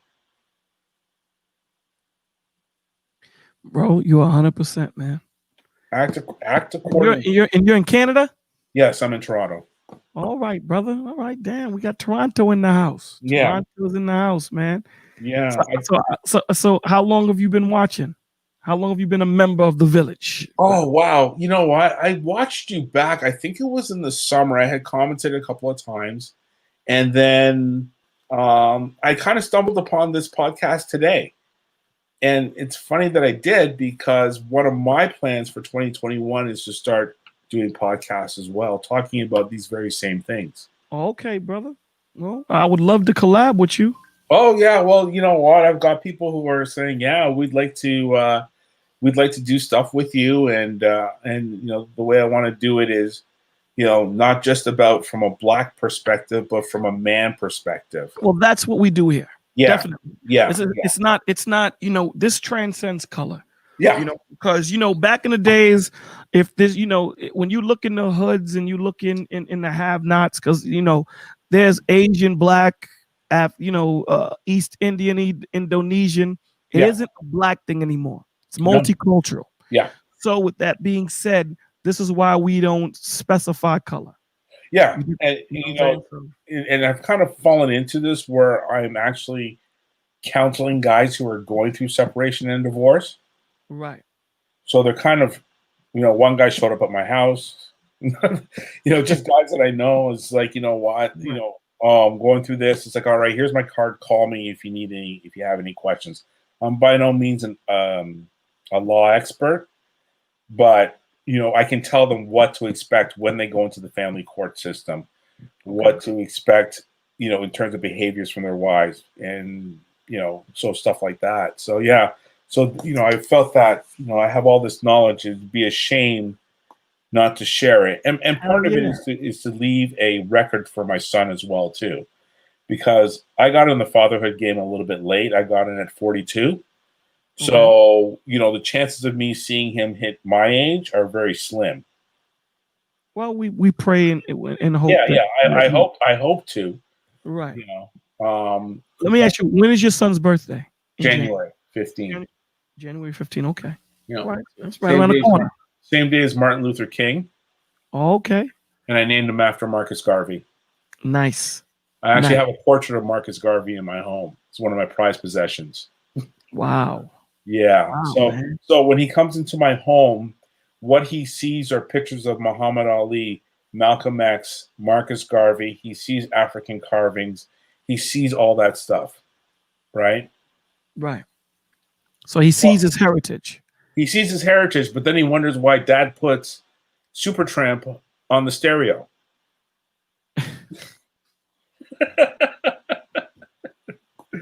So I let him know that it's all, you know, it's I know it sounds funny. It's a balance. It's a balance. Oh yeah, it's a balance. It's a balance. But you know, so he gets to see that, you know, he gets to see his culture. He gets to understand things. And, you know, I remember when he was in kindergarten, he called me one day and he said, "Oh, Dad, they're doing history. They're doing announcements for Black History Month for announcements." And I told the principal that I'm doing something for Black History Month. I said, "Did you ask her? Did you tell her?" He says, "No, I told her I'm doing announcements. So I need your help." You know, I think the significance in you having these pictures up. Yeah. It's a continuous reminder to your son of the legacy, not only in his father, yeah, but in his culture. Yeah.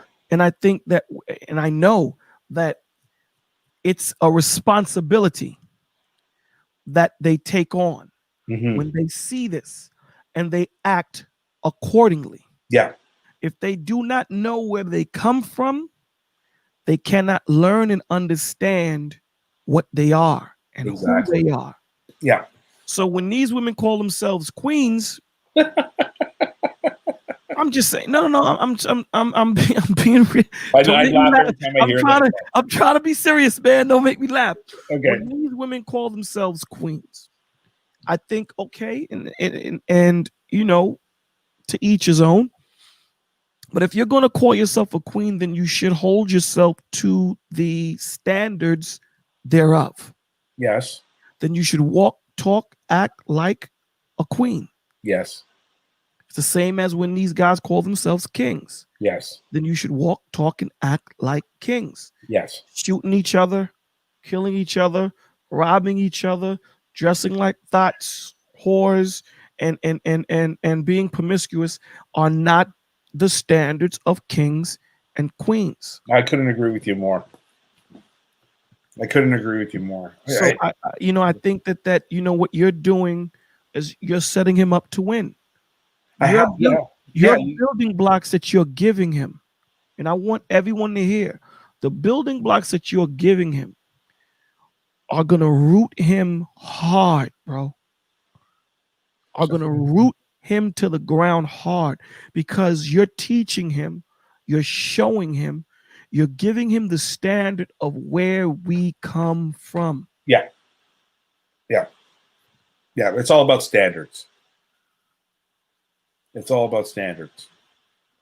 once I think a lot, like you said, you know, you've got, you know, people calling themselves kings and queens and they're carrying themselves like jokers, and it just makes me laugh.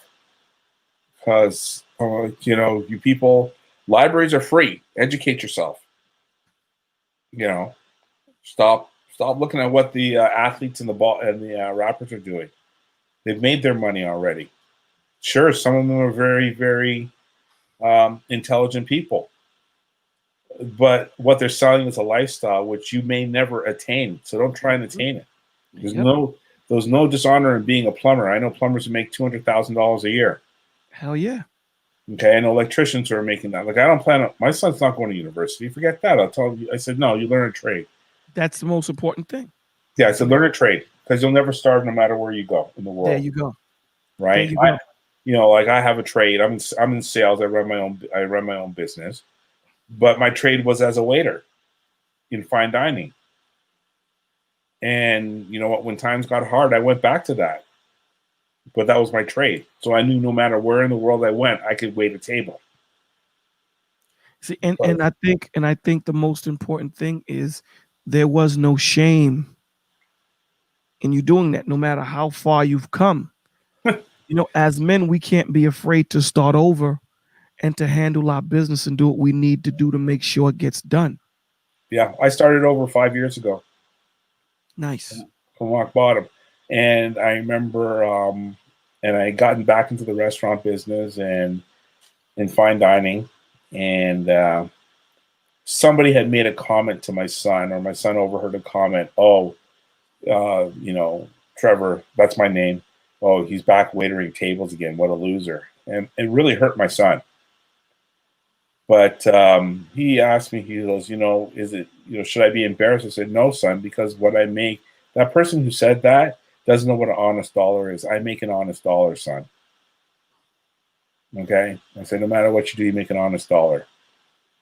And I said, no, I don't feel any shame in that, because you know why? Because I'm not going to ask anybody anything. I'm doing it for myself. And you know what, too? And you know what is so beautiful about what you're saying and what you're giving to your son is you're teaching your son not to let anyone take his power. Yeah. Control him. Yeah. You're letting him know that you control who's in your environment, what's in your environment, and you're not giving anyone the power to control you. Yeah. Yeah. And that and this is what fathers bring. Yeah. Yeah. And another thing that fathers should do before I let you go. Talk to me. Way past my bedtime, but anyway.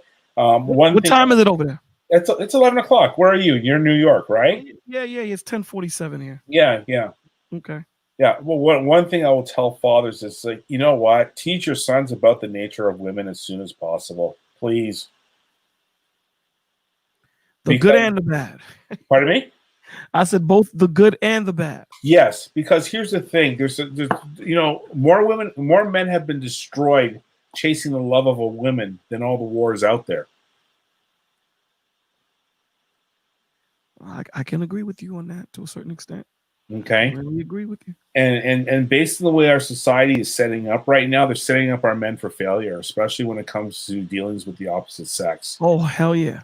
So you have to give them knowledge where that is concerned from a very young age, so they don't get indoctrinated.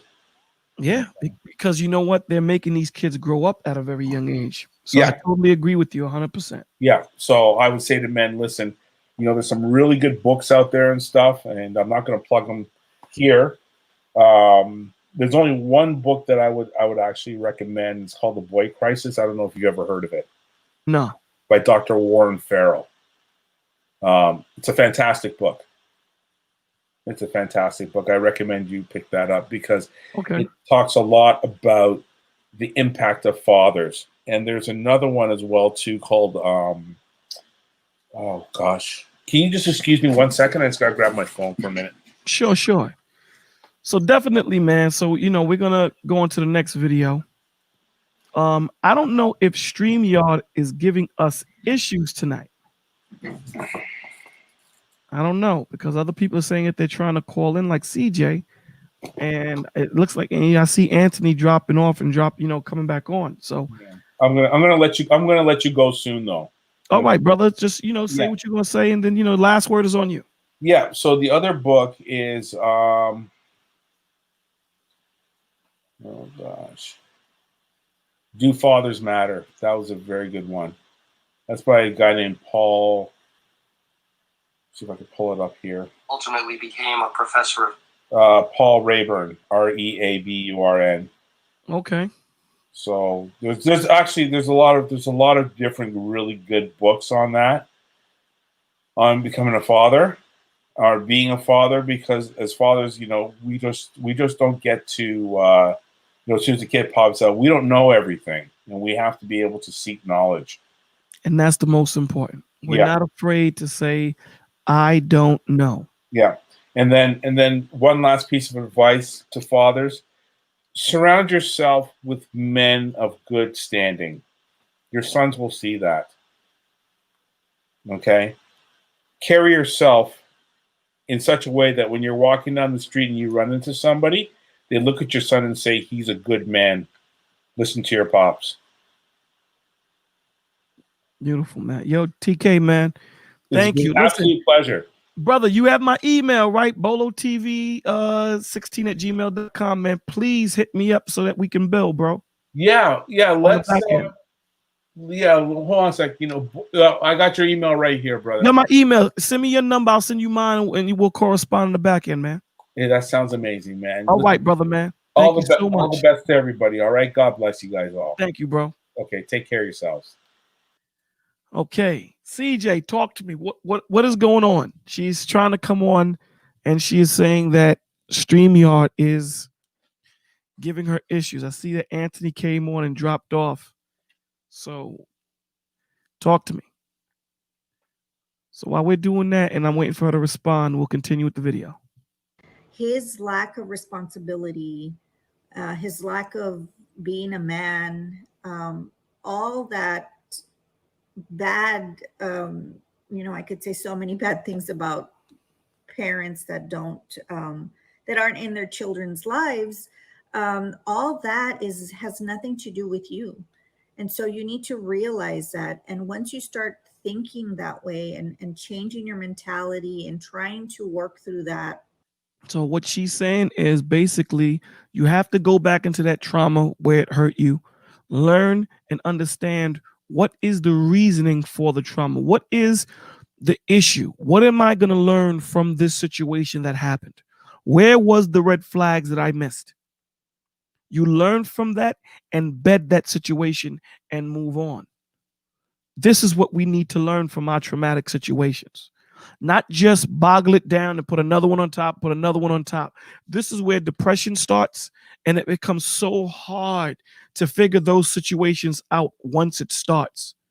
So please, I implore you, figure that out, guys. Go back, understand what the situation is. Don't run away from it. Sit down and actually engulf yourself in the situation and learn where the mistakes were. Please. Anthony says, yeah, it is. Not recognizing my headset, and once on, I just see a screen with the people, but nothing else. I don't know. Can you reboot? I don't understand what's going on, because CJ's having the same issues, kind of, sort of.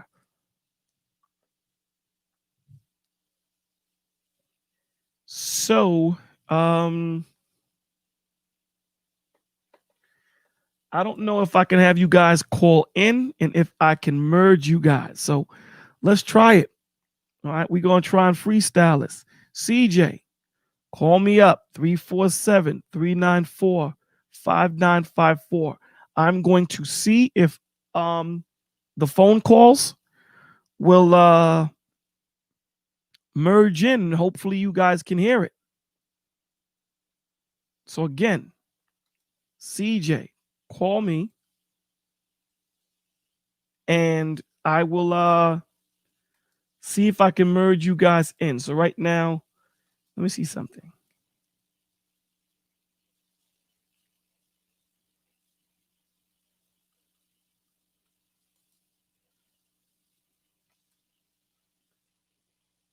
Try to call in. Let's try it that way. Try to call in. We'll see if we can bring you in as a phone call. So try to call in, CJ.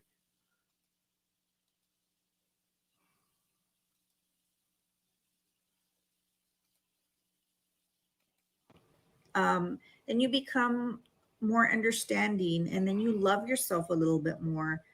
Then you realize that you don't need that reassurance from your partner anymore. Yes. Because you're realizing the issue wasn't about you.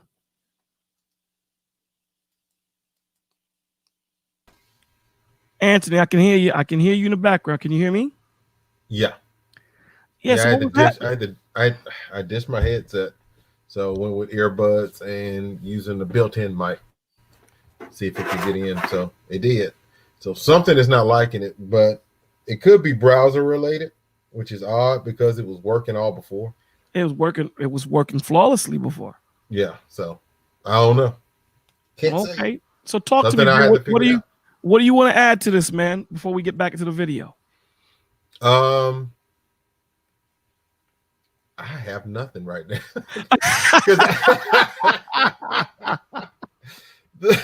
I've been messing around with this thing trying to get on, and it's like everything that I had even thought about was now gone. Okay. So so CJ, try to call in, man. 347-39-394-5954. We're gonna try to see if we can click on with the phone calls. So try to call in, man. Try to call in. Literally try to call in. So okay, so we'll continue with the video. We still want them to treat us well, and you want to be with someone that loves you, but you're not going to need that reassurance that that jealousy will go away, that asking them where they're at, or asking them to call you every 5 minutes. That will eventually go away. If you do feel that you need to work through this with a therapist, please let me know. And I will research therapists in your area and, give you a few names. But I will link down in the description, Psychology Today, which is a website that you can go to find therapists in your area. So please work on this. And so pretty much it's done. I'm going to try to reach out to Shorty. See if I to this doctor and see if I can get her on and see what her thoughts are. Be pretty good. I think so. I think she'll be awesome. Now this next video I don't think people are gonna really like too much, but it's not like we haven't seen it, but I felt that it really fit the situation. Mm-hmm. So I said, you know what, let me play it. And this really goes towards women that have married the system and use the system as the father, opposed to the father being the father of their child. So let's get into it. Years ago, I interviewed Kwesi Nfume, then the president of the NAACP. As between the presence of white racism and the absence of black fathers, I asked him, which poses the bigger threat to the black community? Without missing a beat, he said, the absence of black fathers. So this is going to be straight to the gut, straight to the face. This is what we do here in the village. You know what I'm saying? What we do here in the village. And this is a thing that society is pushing all the time. When you hear these black people speak, they talk about white supremacy is more prevalent than the absence of fathers. They talk about white supremacy is more prevalent than the shooting of us towards one another, the hatred that we have towards each other, the treatment that we have towards one another. Okay, now again, this right here, although they're talking about black fathers, this goes into the have-nots. This is not just about black anymore. This has transcended black people. Okay, this culture of fathers being absent has transcended black, although it is heavily weighted more in the black and Hispanic community. But it's in all communities at this point, but more targeted towards the black and Hispanic. It was President Barack Obama who said, we all know these statistics, that children who grow up without a father are 5 times more likely to live in poverty and commit crime, 9 times more likely to drop out of school, and 20 times more likely to end up in prison. The Journal of Research on Adolescence confirms that even after controlling for varying levels of household income, kids in father-absent homes are more likely to end up in jail. And kids who never had a father in the house are the most likely to wind up behind bars. In 1960, why? Because the They don't learn that order. They don't learn that love. They don't have that structure. That's why. Right. Dad, Aunt. Yeah, it's kind of like what TK was saying a little bit ago, right? I wanted to get up there and ask him a couple of questions too, because while he was on, but yeah, so it's really key. I look at the way that I interact with my son right now, and it's because he's so young, trying to get him out of the quote unquote emotional state of mind, right? It's literally like it's pick and choose on certain things because he is young, but also getting him to understand that as he gets older, there are ways you have to be able to act and to be able to do things outside of your emotion. Exactly. You don't have that. When you don't have that and everything is just an emotional ride day in and day out, just because you don't get your way or because things don't fall in the way that you think they should fall, that's the reason why you see those statistics. It's the reason why you see behind bars and dropping out of schools and all this other stuff. Is because either one or two things have happened. Either there is no father, or although the father's there, he's absent. 100%. 100%.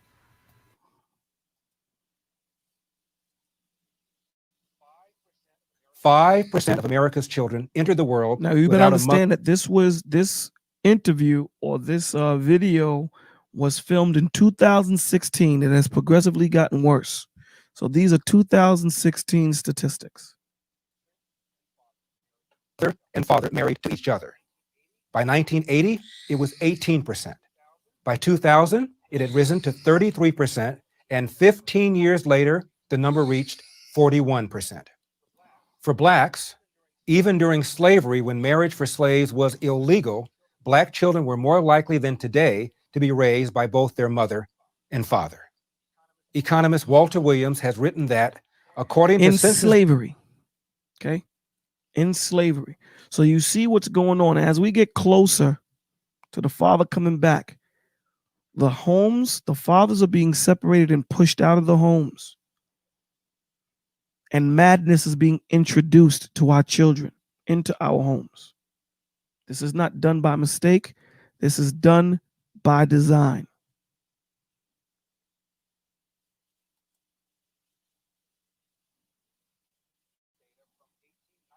Data from 1890 to 1940, a black child was more likely to grow up with married parents than a white child. For blacks, out-of-wedlock births have gone from 25% in 1965 to 73% in 2015. Hold on, guys.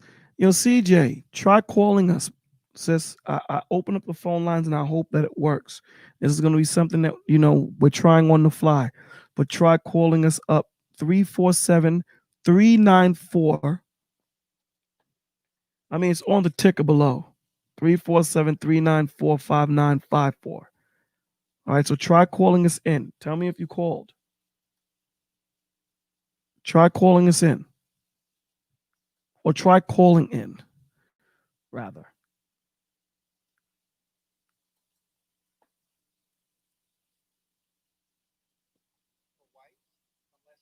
For whites, from less than 5% to over 25%, and for Hispanics, out-of-wedlock births have risen to 53%. What happened to fathers? The answer is found in a basic law of economics. If you subsidize undesirable behavior, you will get more undesirable behavior. In 1949, the nation's poverty rate was 34%. By 1965, it was cut in half to 17%, all before President Lyndon Johnson's so-called war on poverty. But after that war began in 1965, poverty began to flatline. From 1965 until now, the government has spent over $20 trillion to fight poverty. The poverty rate has remained unchanged, but the relationship between poor men and women has changed dramatically. That's because our generous welfare system allows women, in effect, to marry the government. This is what we need to understand. This is what we need to come to grips with. Our generous welfare system allows women in effect to marry the government. It does. This is why a lot of our children are born into environments that is not conducive to raising or rearing a child in. Because what do they say? I don't need you. They get the consolation prize. The government is going to give them bread. The government's going to raise them, give them a home, give them public assistance. So they don't need them. I guarantee you, if public assistance stopped, half these children that are being born with no man would not be born. Go ahead, Aunt. Right. And to that point, when you look at as he said, poverty remained unchanged, 17%, because with the welfare state, you never can succeed. You can always get by. Yep, that's how they keep all you. you do. That's You how always they have enough to get by, but you never have enough to succeed. Never enough Because to save. the minute you start to succeed, then they start to do what? Take away from you. And it's almost like, and it's the fear. Really and truly what it is fear. Because you were never meant to depend on government for anything. You were only supposed to reach out to government, be it state, local, or fed. You were only supposed to reach out to government in times of need, not for life. So the welfare system was only meant to help a person stabilize themselves and then move forward. So you stay on there, until you get a job, or you start a business or a side hustle or whatever it is, till you can start doing better to then get off of government assistance. They build homes and build apartment buildings, nice apartments in some cases, for the quote unquote welfare system. Look what we can give you. Look where you can stay. Look at how nice it is. It doesn't matter the area around it is horrible. This is nice. And you can stay here. And it can be 1 bedroom, 2 bedroom, 3 bedroom, 4 bedroom, and you pay anywhere from $100 a month to $0. Good God. And so you can spit out however many kids you want, and we will give you enough per kid. Not to mention if you put someone on child support. So now you got child support money. Now you got government assistance, and some females will rake in anywhere between, as it depends on what state you live in, but you can rack up as little as $60,000 a year, as much as easy. 90 to 100,000 a year. Yeah. Why should I work? Why should you work? And so because of that, and then get a tax return, which is real ridiculous, and get a tax refund off of that as well. This is the craziest thing that you ever did see.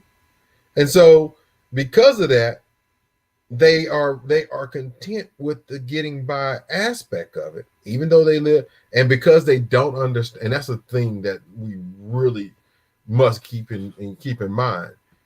They don't understand wealth. They don't understand cash flow. They understand money. So because they understand money, the money that they get, instead of putting aside for college, instead of using it to invest, instead of using it to build a business so you can make more than $100,000 and put yourself on a path to success, thorough success, they use it to go buy a BMW. They use it to go buy bread bottles. They use it to go buy this makeup. They use it to go buy this set of clothes. All of these different things that they do. And they spin it and it's gone. Spin it and it's gone. Spin it and it's gone. And they continue to live in this cycle and teach that cycle to who? Their kids. So it's they scream about it, the perpetual poverty of the whole situation. and how come things are the way they are and everything else. But the fact of the matter is, it's the fear of leaving literally that plantation. Yep. It's the fear of leaving that plantation and standing on your own that keeps them there. There you go. I couldn't have said it any better. It's that fear. And keep in mind, and I said plantation, it is not a Democrat plantation. It is not a Republican plantation. Bolo says it a lot. It's the plantation of the haves. And as the have-not, you're there because you don't understand. Mm-hmm. And because you don't understand, you wallow in your willful ignorance. Mm-hmm. Willful ignorance. You wallow in it as a pig does in mud. And because of that, you don't get anywhere outside of that. And let me say this, man. The reason why we focus on the haves, because I don't want you to get caught up in a color. Mm-hmm. I do not want you to get caught up in a color, because the devil comes in any color, man. Yep. So I don't want you getting wrapped up into thinking white, black, Indian, or whatever. Any color. How do you know they're a devil? By how they move. Period. That's it. How do you know how a person loves you? By the way they treat you. Period. So don't get caught up on color. Please.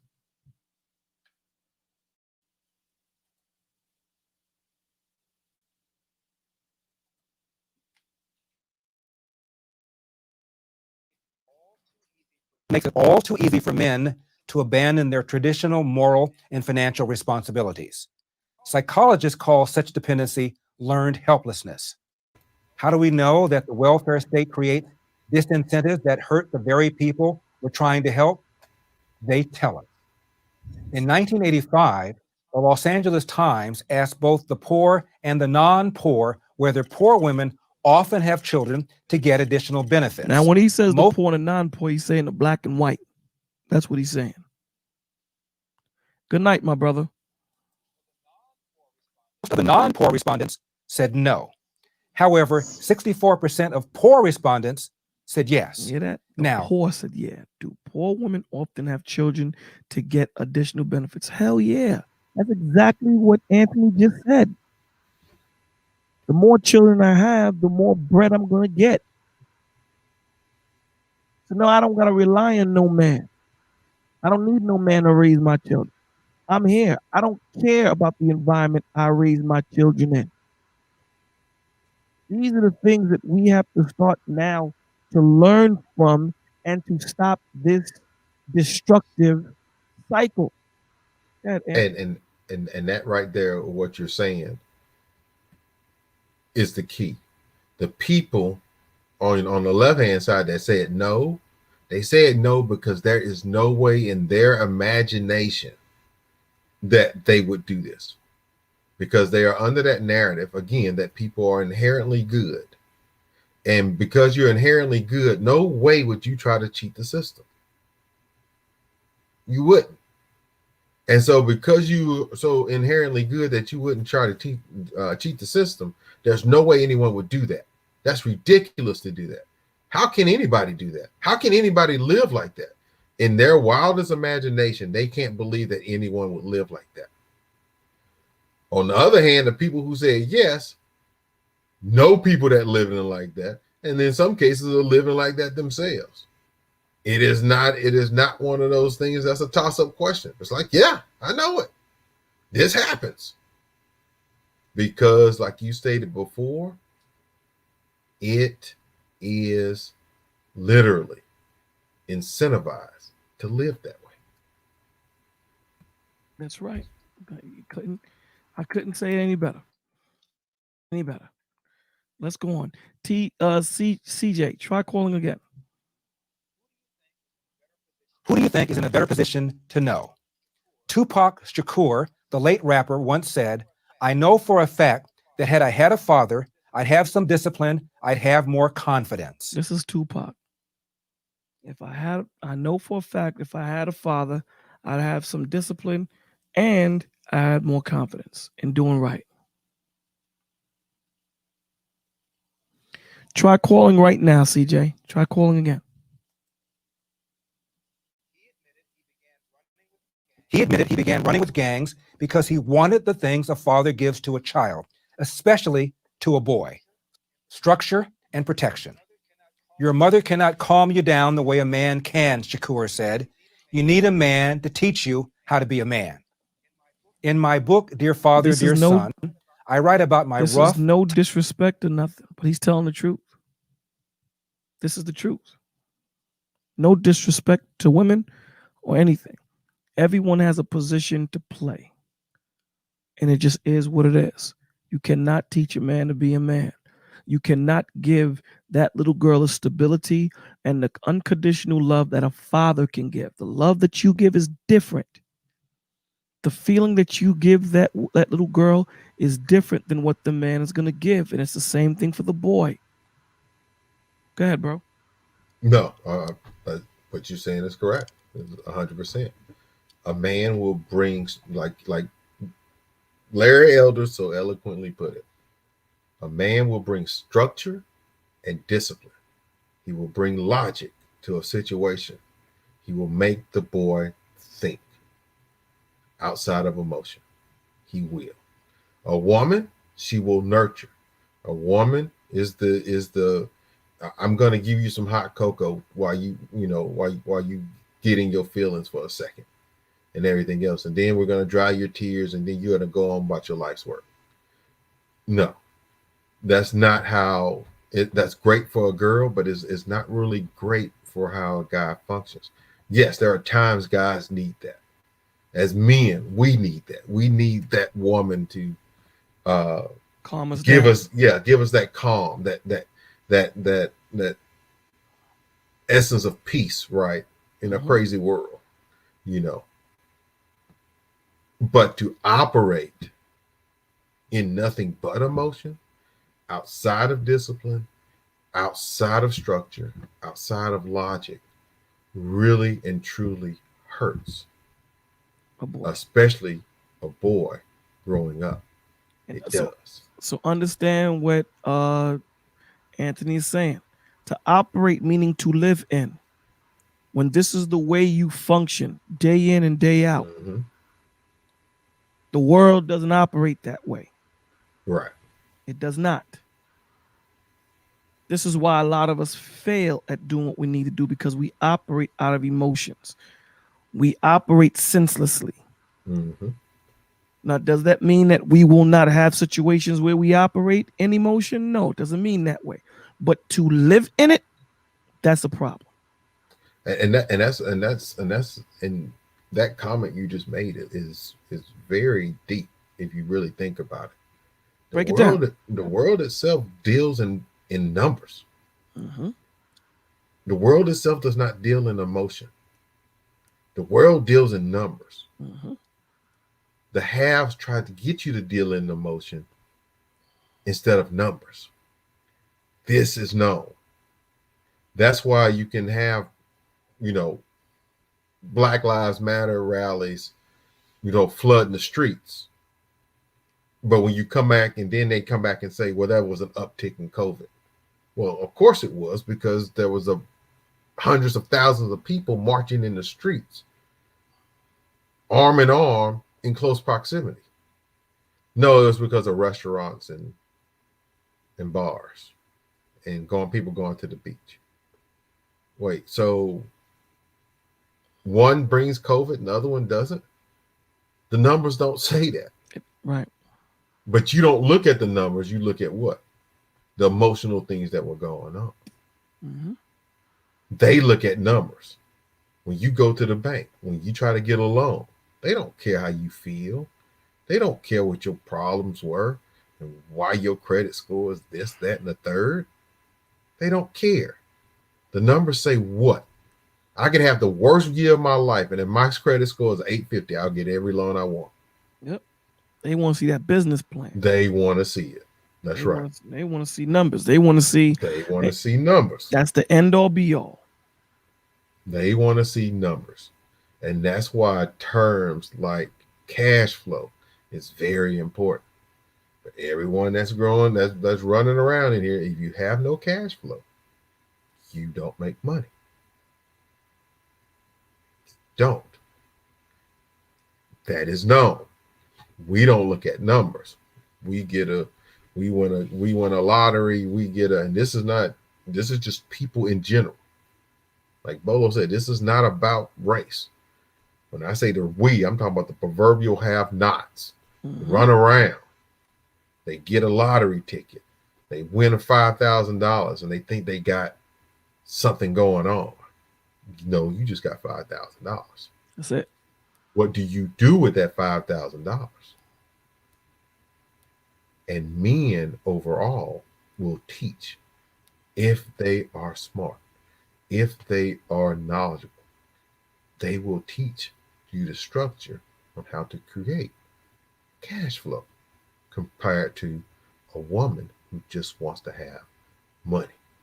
The need for money is a statement that goes toward the female bent, because money to a woman is security.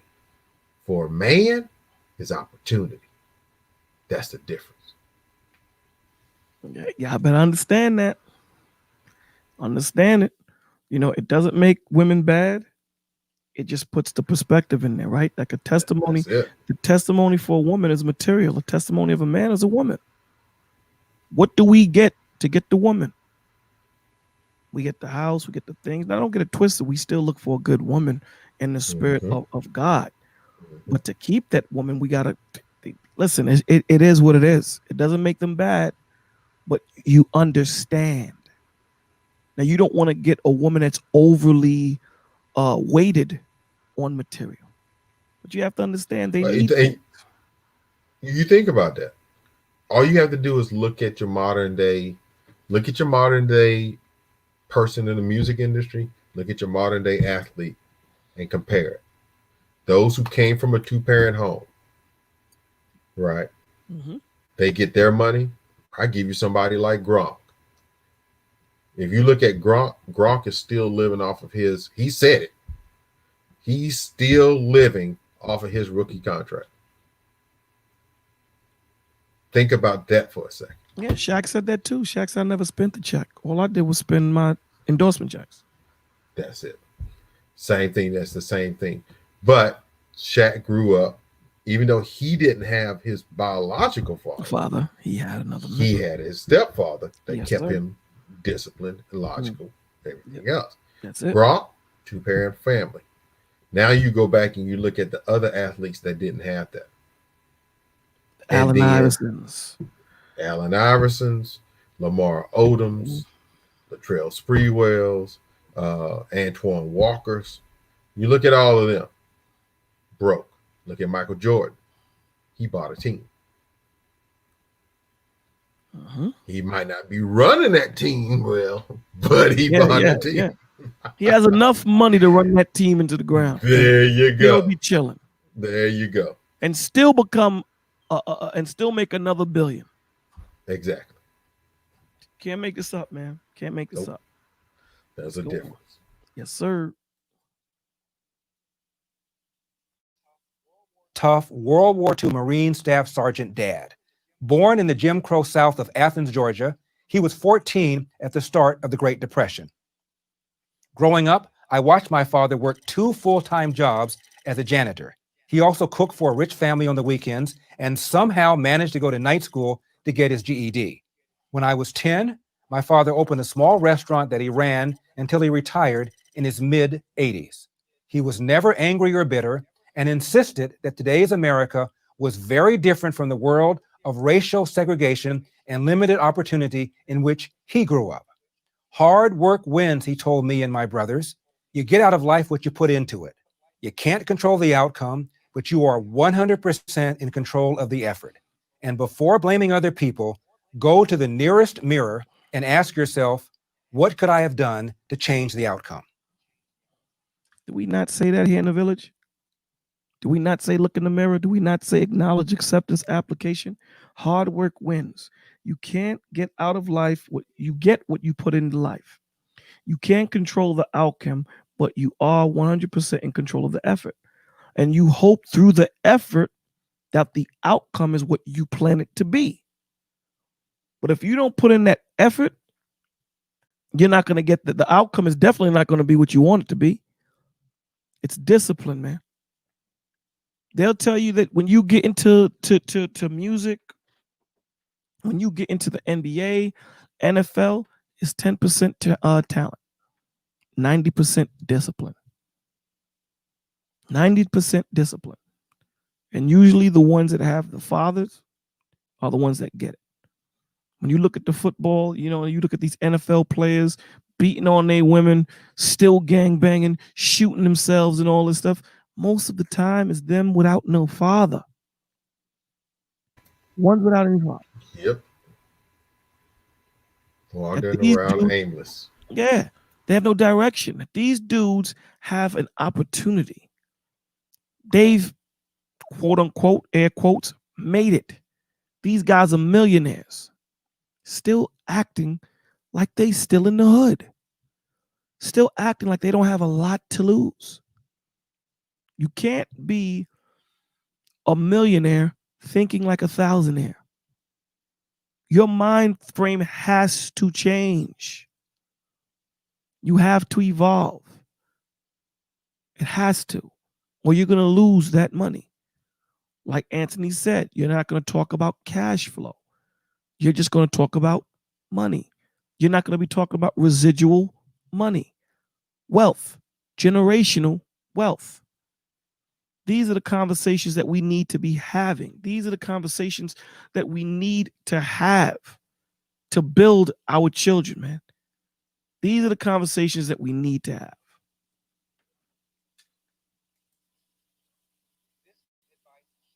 This advice shaped my life. Fathers matter. Until we have a government policy that makes that its first priority, nothing will change. I'm Larry Elder for Fathers matter, man.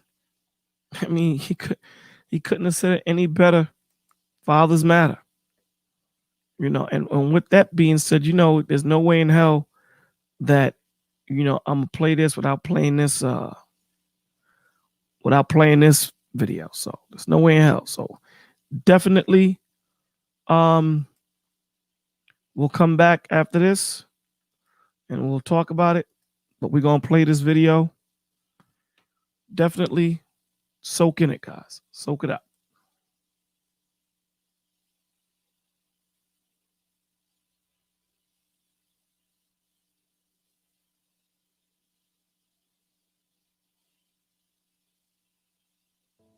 Children from fatherless homes in this country, 5 times more likely to commit suicide than children who have a father in the home. 32 times more likely to run away. 20 times more likely to have a behavioral disorder. 14 times more likely to become sexually aggressive or commit rape. 10 times more likely to engage in drug abuse. It just breaks my heart. No heat, no judgment. A woman will open up and say, you know what, not having my father really is a problem, really is an issue. And I wish we could get more Black women to just point out, wait a minute, it's not cool that your kids don't have that father. It's not cool that you didn't grow up with yours. It's not, I don't need no man. It's not fathers don't matter. It's not niggas ain't shit. It's actually we as a people, we as a culture, we as a community have to deal with each other. And in dealing with each other, if we're creating children, if we're having little innocent beings who only thing they know about themselves is what we present about ourselves. I don't know if that makes any sense to any of you guys. If you are a Jew, and you know that you must be a doctor, a lawyer, something like that, that matters. Your goal is higher. What you want to be in life is exalted. But if you think about what happens with us as Black men, our goal in life is where?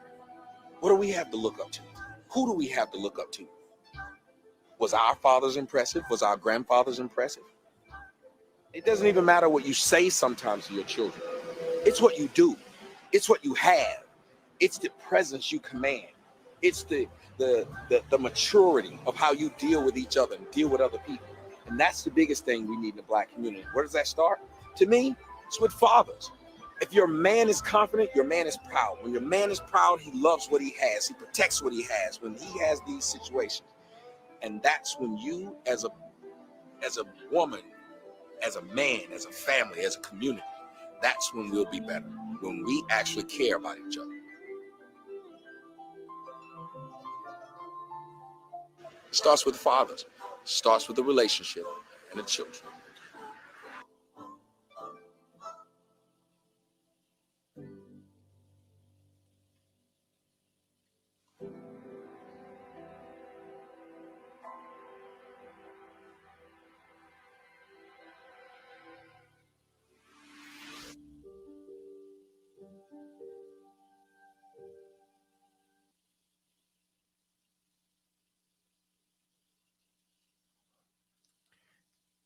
That was my man Tommy Sotomayor's movie. You can cop that at fatherlessamerica.com or his website, tjskoc.com or amazon.com.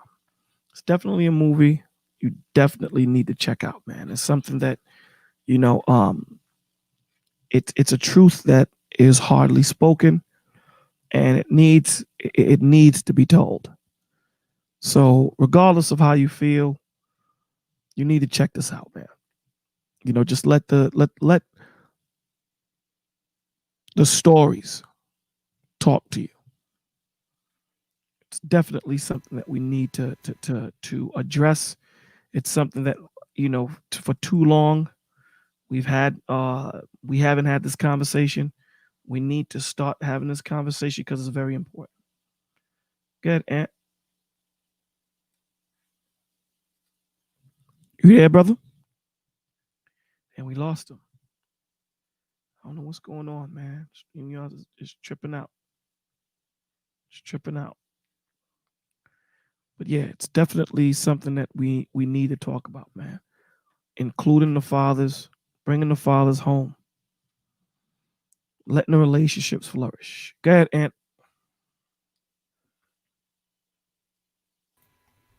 No, I'm good. Messing with my connections, messing up on me again. Okay, you want to add something? I mean, if you haven't seen the movie, get it. Yeah, I saw Watch it. Yeah. I mean, it's worth 100%. It's worth your time to watch it because it's not an average documentary. He's literally setting the narrative of exactly what's going on, and he's giving you faces behind it, right? Most people. Go ahead. No, go ahead, brother.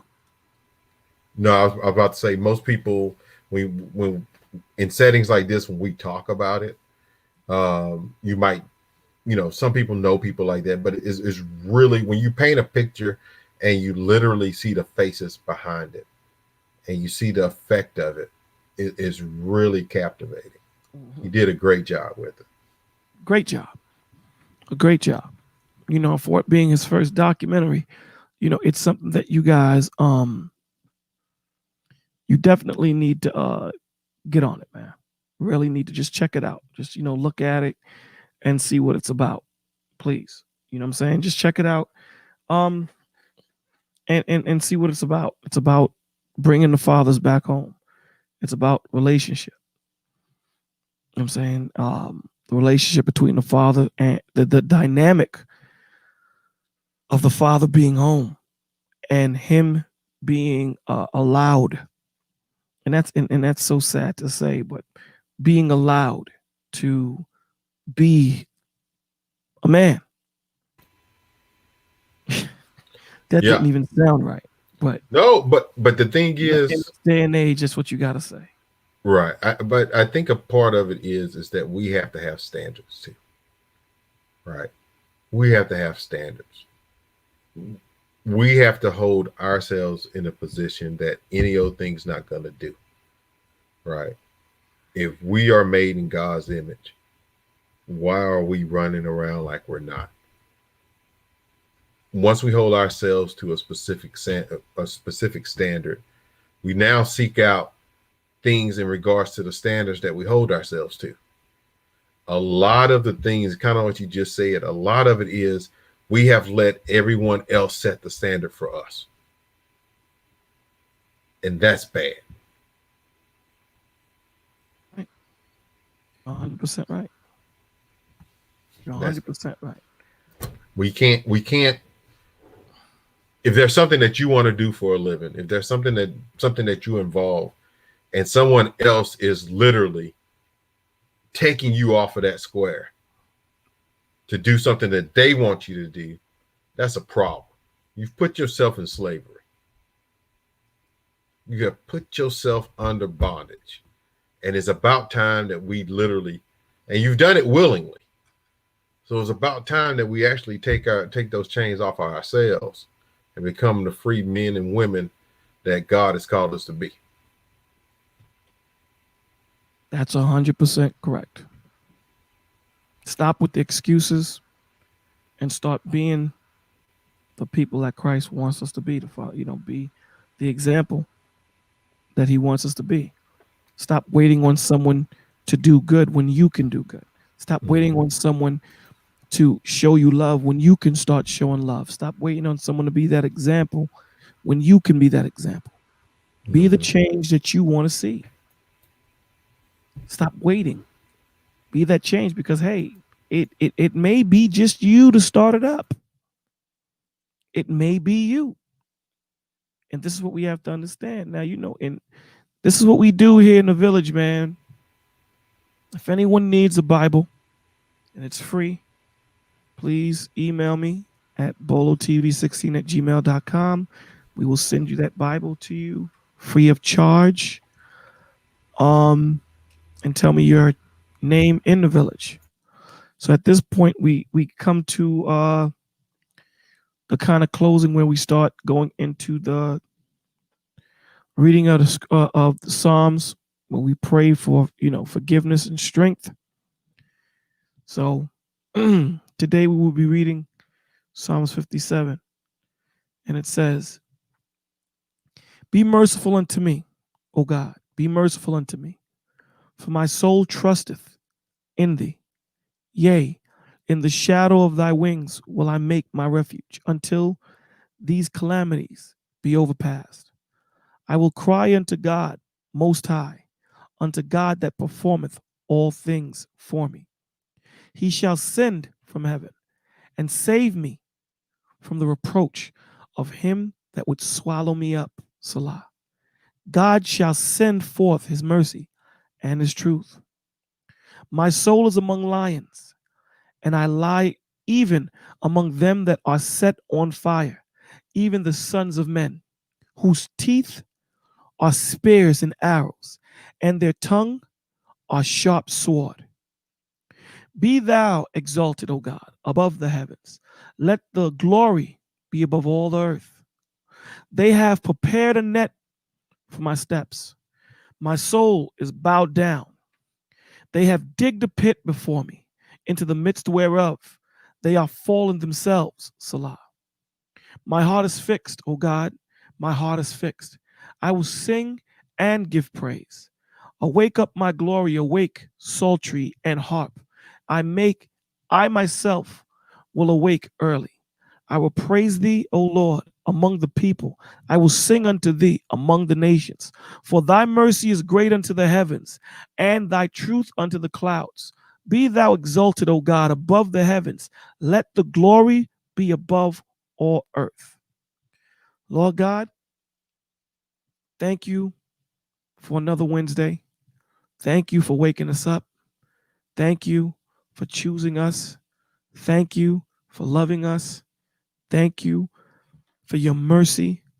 Thank you for your love, your grace, your understanding. But most of all, thank you for your son. We are not deserving of any of it, but yet you give it.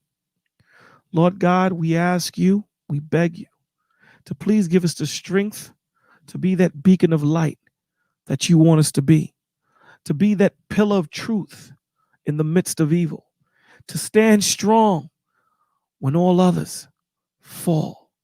We ask you, Lord God, to please give us strength to stand strong in your truth, in your wisdom, in your knowledge, in your understanding. We ask you, Lord God, to please protect our families. We ask you to please encamp your angels around our families. Please give them good health. We ask you, Lord God, for those that are sick, please give them healing. Please give them the strength. We ask you, Lord God, to please protect all first responders, protect all the military families, protect all those that are going to and fro in the earth that seek your truth. We ask you, Lord God, we beg you in your son's name, Jesus Christ. Amen. Amen. All right, so let me do this music thing, and then, we go through the last words. So let me get this up and running. Okay. Hold on. Let me do this right. I'm bugging out. Hold on. Bam. Hit that. Hit this. Hit that. Then I go to this. Okay. Then I'll bring up this here. Move that back. Hit this. Okay.